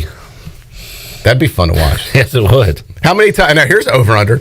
How many times will they show Sister Jean during that game if she's in attendance? I don't think she has she's gonna claimed. be No, there. I heard on the news that she has been vaccinated and she plans to attend. You're going to have the Sister Jean box or whatever. They'll just have this plexiglass around her. Like Yeah. she'll have her own like private, like just plexiglass cube to watch the game in, so nobody touches Sister Jean. If she is there, like you say, I mean, they're going to show. I'd set it at 6 or 7. I was going to say about 7.5. Yeah, so something around there. You haven't filled out your bracket yet. No, I haven't. I'm usually a last minute guy. When do we need these in by? I would Friday say morning. Is that the deadline? Well, I'm not going to be here Friday. Wednesday. Oh, wait. So let me write this down. When's the deadline? Shirley, Wednesday, what time? Wednesday. You're going to be here at 5 o'clock Wednesday. Oh, yeah. So how about by then? Yeah. Excuse me, 5 o'clock Thursday. All right, correct. Wow, you just got another 24 I got hours. an extension. Way to go. I'll try and get mine done by Wednesday, Clip, because I don't like to wait till the last minute, as you know. Even though you said 30 seconds ago you like to wait till the last minute. I know. I'm a little confused now. Do you know who your champion's going to be? I don't. I have no idea. And this year, this is the year I've not really paid attention that closely. Troy. No. More so than other years. So you've watched zero this year? I've paid least attention. What am I trying to say? you haven't paid attention. I know. No, I've paid. Like, sometimes I don't pay attention, but this year I mean it. Right. Like, I really You haven't paid attention. Yeah. So this is probably going to be my year, because that's the way to do this thing. Could be. Because when you have paid attention, you overthink it. Guys like you and Bailey and Ronnie. Okay, I won the last one. All right. Well, I've had a couple championships here, by the way, as you know. It's just maybe been a while. When? Here, I've won this thing before. When? Oh, my God. Shirley, do you have our history of this? I've had multiple championship belts on this thing. You've won this multiple times. Just a couple times. Wow. Over the last 18 years. Okay, maybe so. But I don't recall one. Well, I mean, look, if one university wins a national championship over the last 18 years, that's a big deal. They hang a banner. Tom Izzo, he's like a legendary coach, right? One championship. Right. Yeah.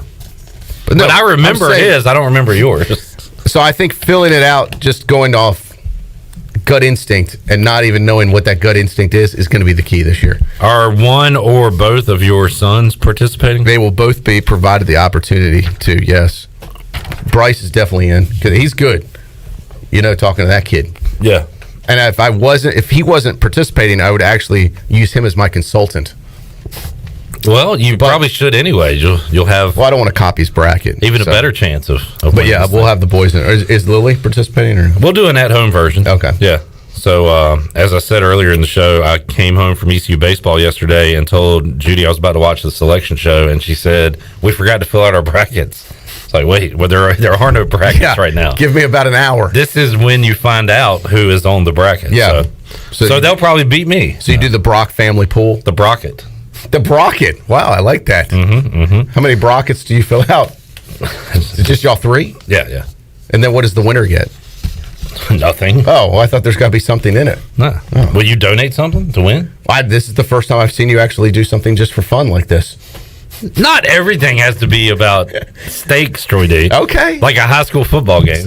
Yes. By the way, my apologies to you.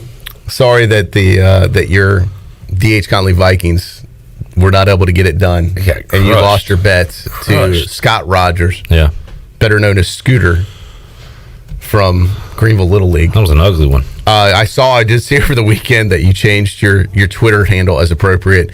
And did Scott film this in the press box? How did you got the video? It looked like you were a hostage. I will commend you, though. You did a good job of reading the script where it didn't even sound like you were necessarily reading. It felt you couldn't even tell the gun was pointed. It was almost real. Yeah. No, yesterday I did the PA. He did the scoreboard, and he was like, "Hey, I got something for you here." Yeah. So before the game. So is that video still out there? Or did you delete it off your page? No, I didn't delete it. Oh, okay. It's out there. Can we run the audio of that? Yeah, we'll do it when we need to take a break. Okay, let's take a time. I want to run the audio. That is very funny because I guess this was full disclosure. This script was provided to you by Scott. Yeah, but you agreed to read it as is and made no changes, correct? Correct. You did not go off script. Except I said one of the coaches' names wrong. Oh. By accident. I think his name's Steve instead of Scott, so sorry about that. But I thought it was a very funny video. So Shirley, we need to open up the booty bag as well. Let's do that real quick here on a Monday. Booty, booty, booty, booty, booty everywhere. Booty, booty, booty, booty, booty everywhere. All right, 317-1250. What do you want to give away today? Let's do free lunch at CPW's. All right, sounds like a winner. And caller number 9. Caller number 9, 317-1250. We'll be back. More Pirate Radio Live is on the way right after this.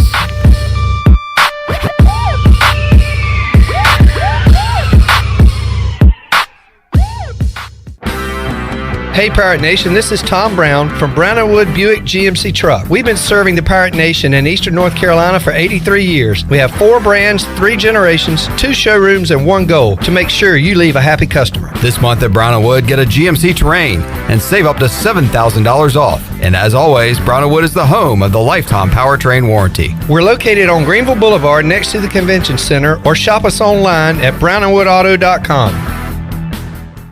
Here with Mike Mullis from Fixed NC. And Mike, you were telling me the other day, people ask you all the time, I didn't know you did that. What does that mean? You know, anything that involves property damage repair, call us first. If it's your crawl space, you've got interior humidity issues, a water loss, your ice maker line breaks, obviously fire and smoke, everybody knows we do those. But anything that involves interior or exterior property damage, we're your repair experts. Mike, how can everybody get in touch with you? 252-999-0001 or fixednc.com.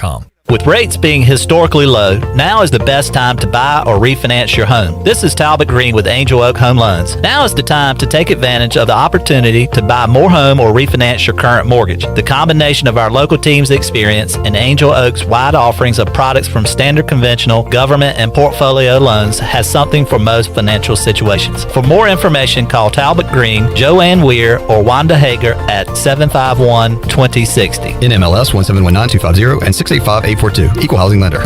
Are you trying to reduce clutter? Want to save a tree? Greenville Utilities can help. E-bill is a simple solution. Imagine getting an email letting you know your bill is ready. And with a few clicks on your computer or smartphone, you can review and pay your bill. It's just that easy. Signing up is simple. All you need to do is to log onto your account at guc.com and update your contact information and e-bill setting. You can even continue to receive a paper bill if you'd like. E-bill from Greenville Utilities. Just one of the ways GUC is here for you.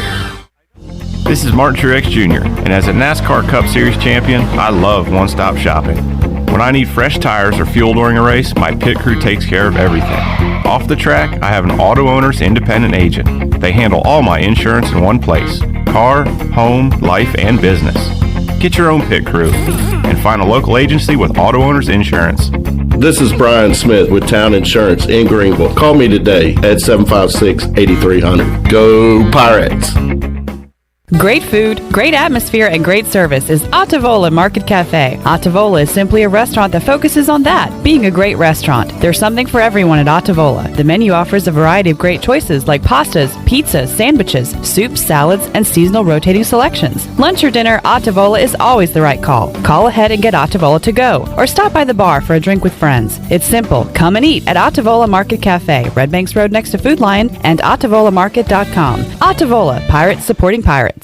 In studio today with Natalie Edwards from AG Home Solutions and eXp Realty. Natalie, you have a unique partnership because you work in the real estate market and also work with AG Home Solutions. How does that help your clients? So it's interesting, the trends that we're currently seeing in real estate. Inventory is so low. We're seeing a high percentage of folks who want to renovate their spaces, perhaps add a home office because now they're working from home. And so they come to us with those design ideas and we're able to help them navigate through that. What other trends are you seeing in the marketplace right now? Yeah, so we're definitely seeing increased needs for home office space, folks being able to do virtual learning from home. So how can we redesign that space so it's functional? We're also seeing folks that do want to take advantage of this being a seller's market, and so they want to freshen up that space and get it ready to put on the market. And so we can come in and provide them with some good guidance on things that they might want to consider before they list their property. For real estate or remodeling, how can folks contact you? 252-947-2526 or aghomesolutions.com.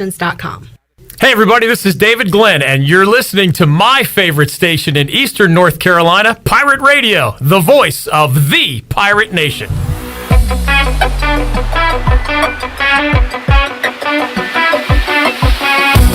You're listening to Hour 3 of Pirate Radio Live. This hour of PRL is brought to you by Bud Light, reminding pirate fans to stay in the game and drink responsibly.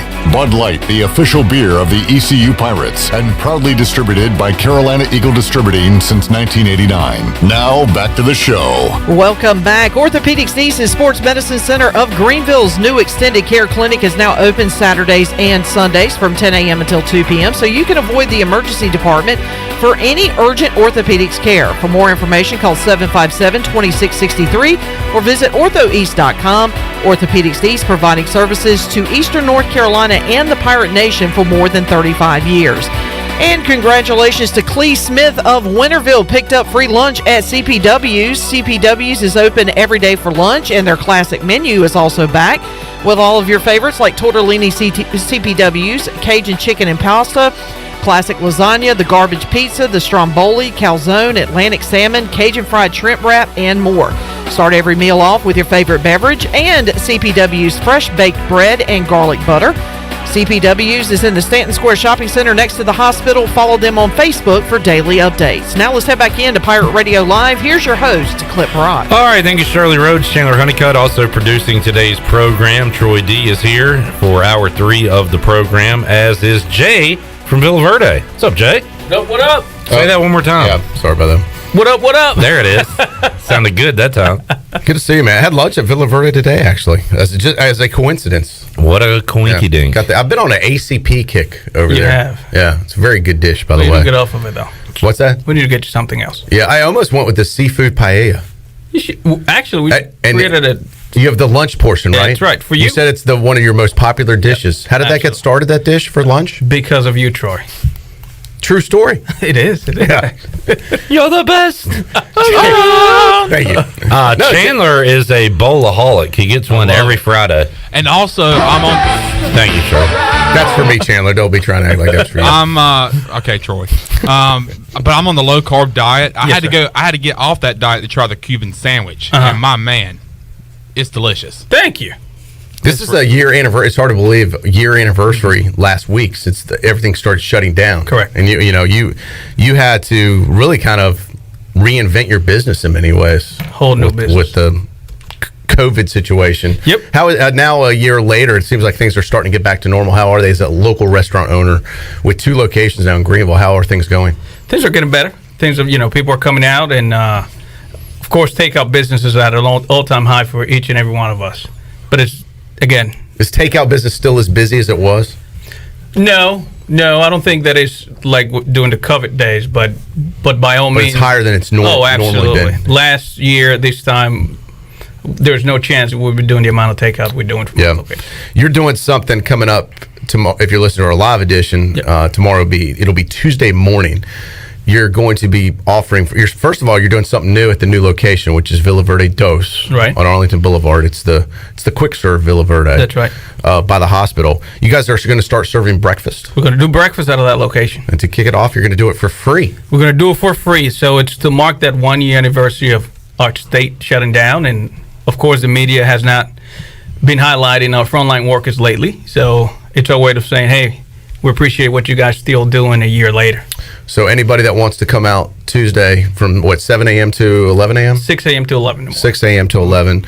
Villa Verde. This is the Villa Verde Dos location only on Arlington Boulevard. Frontline workers. So let's specify that for folks. Anybody that's obviously in healthcare. Correct. Anybody that is a firefighter, a policeman, EMT. Who else are we leaving? 911 operators. All right. Sheriff Department. Okay. Anything that makes up the entire apparatus. So just show your badge. Come out and you get a free what?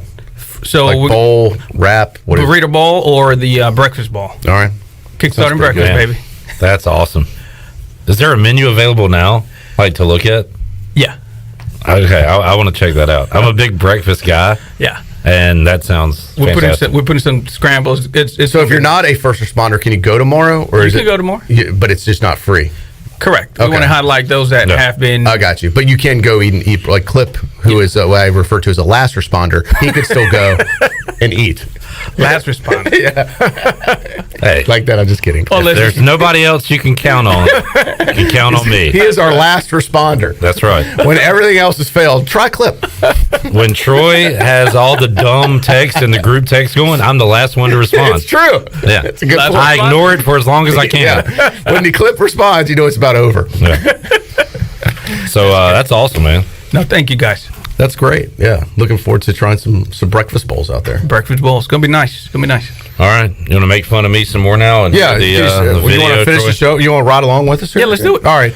So we had a bet last week, myself and Scott Rogers, PA announcer at JH Rose, and I'm a DH Conley grad. Now, and I was pushing for the shave of the eyebrows for the loser, which I think would have been hilarious if Scott Rogers had to shave his eyebrows because they are so thick. He has more hair there than he does on his head. It's amazing. It looks like two mustaches above his eyes. But I don't think it would have been as big a deal. I don't know if we would have noticed it as much. I would not have gone eyebrows. I was offering hair versus eyebrows. Yeah, that would have been fair. Shave my head for his eyebrows. But it settled on a... Well, we just went social media, changed my Twitter which is profile kind of how it started. So it was appropriate. This beef started on Twitter.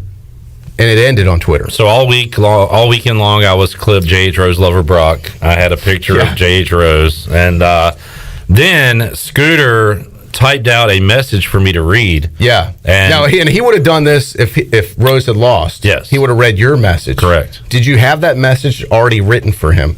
No. What would you have included in there? Just curious.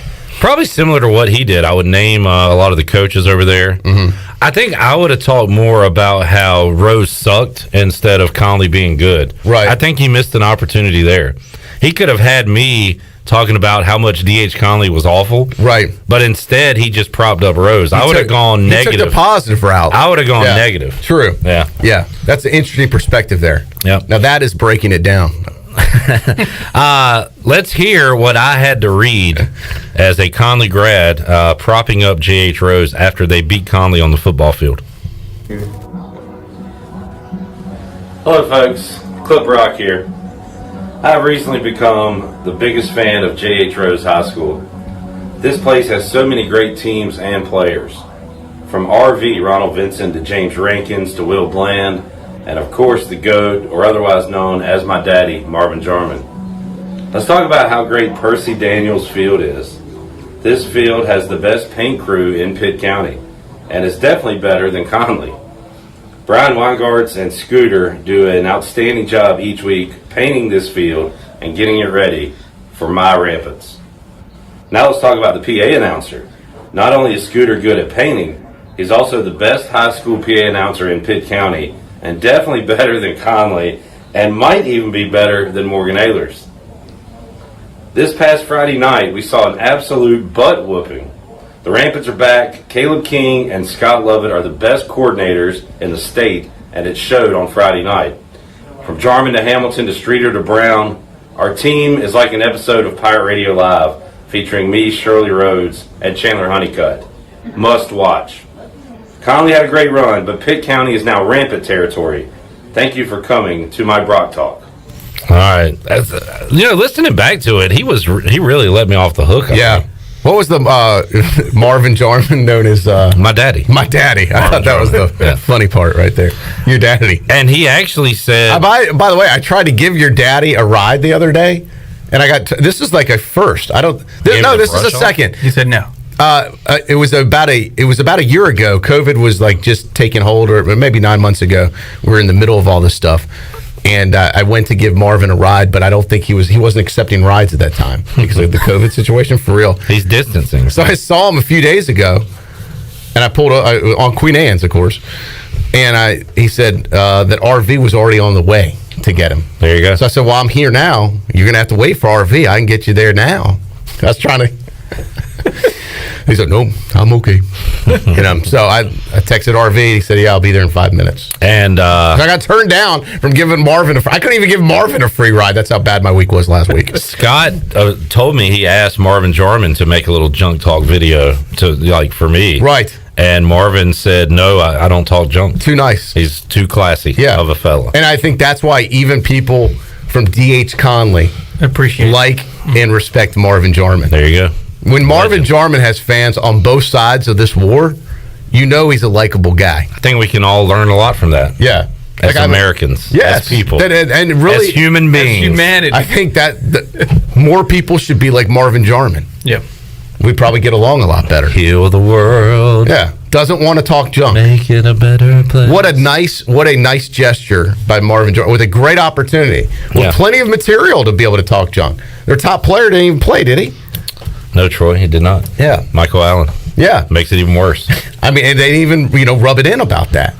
But, Troy. But look, this thing, it's like a pendulum, man. It swings back and forth. Yeah. And congratulations to the Rampants. They got the Vikings this time. But listen, the Vikings have had the better side of this for a while, too. And again, we'll go back and forth again in the future. And not a lot of time for Conley to think about it, Troy. They'll be back on the field Tuesday night. Yeah, tough scheduling for these guys. It's a makeup game with New Bern, so they'll play coming up tomorrow night right here on Pirate Radio. Yeah, weird Tuesday night high school football.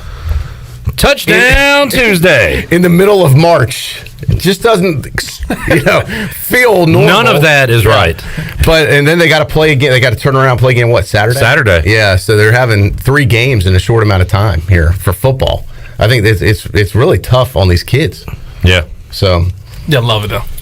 Oh, yeah. I know they're excited about it. Well, and honestly, if you think back, they'd probably rather play than practice.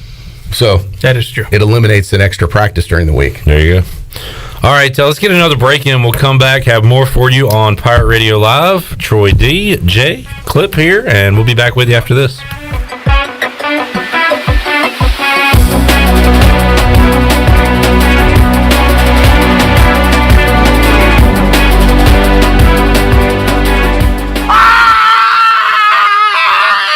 What the heck was that? That was Chuck again from Naughty Dog. He loves to run around town screaming when there's a new beer release. This week he's super excited because St. Patrick's Day is on Wednesday, and Naughty Dog is releasing their new Irish Eyes Dry Stout and the Hell Camp Irish Red Ale. Plus on St. Patrick's Day there'll be Uncle Fred's Food Truck, ice cold green beer, and plenty of indoor and outdoor space for everyone to celebrate. Go to Naughty Dog Brewing Company on Main Street in downtown Winterville, and be sure to follow Naughty Dog on Facebook and Instagram. Ahoy, mateys! To keep those cars clean, you need the Pirates Cove Fast Pass. The new Pirates Cove Car Wash and Haviland Express Lube on Glen Burnie Road in New Bern is now open. Pirates Cove in New Bern is offering Fast Passes for $9.99 for new Fast Pass customers. You can visit us in Greenville on Fire Tower Road, Memorial Drive, and on East 10th Street. And have you heard? Pirates Cove on Fire Tower Road is now offering interior cleaning. So we have you surrounded. Pirates Cove, the official car wash partner of ECU Athletics. If you are push mowing your yard using an inefficient lawn tractor, or your current zero-turn spends more time in the shop than mowing your grass, it's time you look at a Hustler zero-turn lawnmower. Residential mowers from Hustler are built like tanks and drive like sports cars. All Hustler mowers have fabricated, welded steel decks. Don't settle on cheap units with flimsy stamped decks from big box stores. Come see Ronnie's Motorsports. It will guide you to the right mower for your property and your budget. Find us at Ronnie's Motorsports, Highway 11, north of the airport in Greenville. In studio with Dr. Shondell Jones from Kinetic Physical Therapy. Dr. Jones, you guys are expanding and growing. Yeah, we sure are. One of the things that a lot of people don't know is that we actually have a pediatric practice as well. It's called Kinetic Pediatric Therapy. We've got speech, physical, and occupational therapy there just for kids. If you're concerned about your child's development or just want to make sure they're on track, you can bring them in for a screen. If they need evaluation, we're able to do that and help them continue to develop. For more information, you can visit us at kptkids.com or give us a call, 689-6043. Hey, Troy, have you heard about The Place? No, Jason. What place? It's The Place. It's Washington's newest restaurant on the waterfront. The Place is located in downtown Washington in the Harbor District with waterfront seating in the back. We're open for bistro-style lunches Tuesday through Saturday from 11 to 2 and elevated comfort-style dinners Thursday through Saturday 5 to 9. Plus, Sundays, we have the best Southern brunch in town. Man, that's awesome, Jason. The Place sounds like the place to be. It is. We look forward to seeing you there. The Place in Washington, North Carolina. East Coast Grading and Utilities is your source for clearing, hauling dirt, and concrete work. East Coast Grading and Utilities handles all sewer and water issues as well. I'm David Vaughn. Whether putting in a new subdivision or helping you with any and all of your drainage problems, I can get the job done. Call me at 531-7494. No job is too big or too small. East Coast Grading and Utilities. Friends helping friends. 531-7494 for East Coast Grading and Utilities. With Domino's Carside Delivery, you can carry out any 3-topping pizza for just $7.99 without leaving your car. So you don't have to interrupt your kid's favorite song. And we'll all be friends just for one day. You can interrupt this, actually. Next time you carry out 3-topping pizzas for $7.99 each, try Domino's Carside Delivery. Just pull up to the store, check in online, and Domino's will bring your food to you contact-free. Carry out only. You must ask for this limited time offer. Prices, participation, and charges may vary. Excludes XL and specialty pizzas. Crust availability varies by size. Message and data rates may apply when using Domino's Carside Delivery. This is Mark Washington with Max Sports Performance at Max Fitness. Our facility has reopened and is following all safety protocols. The best thing you can do to strengthen your immune system is, of course, to work out and exercise on a regular basis. I can assist you as your performance coach. You can also enjoy the benefits of a private facility. Avoid the crowds and work out at Max Fitness. Now is the time to get healthy. Max Fitness, just off Highway 43 in the old Ace Hardware Building behind Speedway in Greenville. Call me, Mark Washington, 902-4877. Pirate Radio. The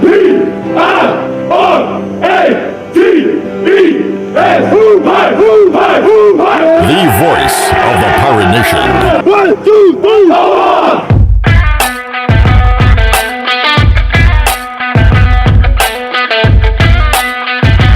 You're listening to Hour 3 of Pirate Radio Live. This hour of PRL is brought to you by Bud Light, reminding pirate fans to stay in the game and drink responsibly. Bud Light, the official beer of the ECU Pirates, and proudly distributed by Carolina Eagle Distributing since 1989. Now, back to the show. Welcome back. It was a good day for the stock market today. The Dow was up 174 points and closed at 32,953. The NASDAQ is up 139 at 13,459, and the S&P is up 25 at 3,968. That's your Wells Fargo Advisors Financial Report. For a personal look into investing, call Wells Fargo Advisors today at 756-6900 in Greenville.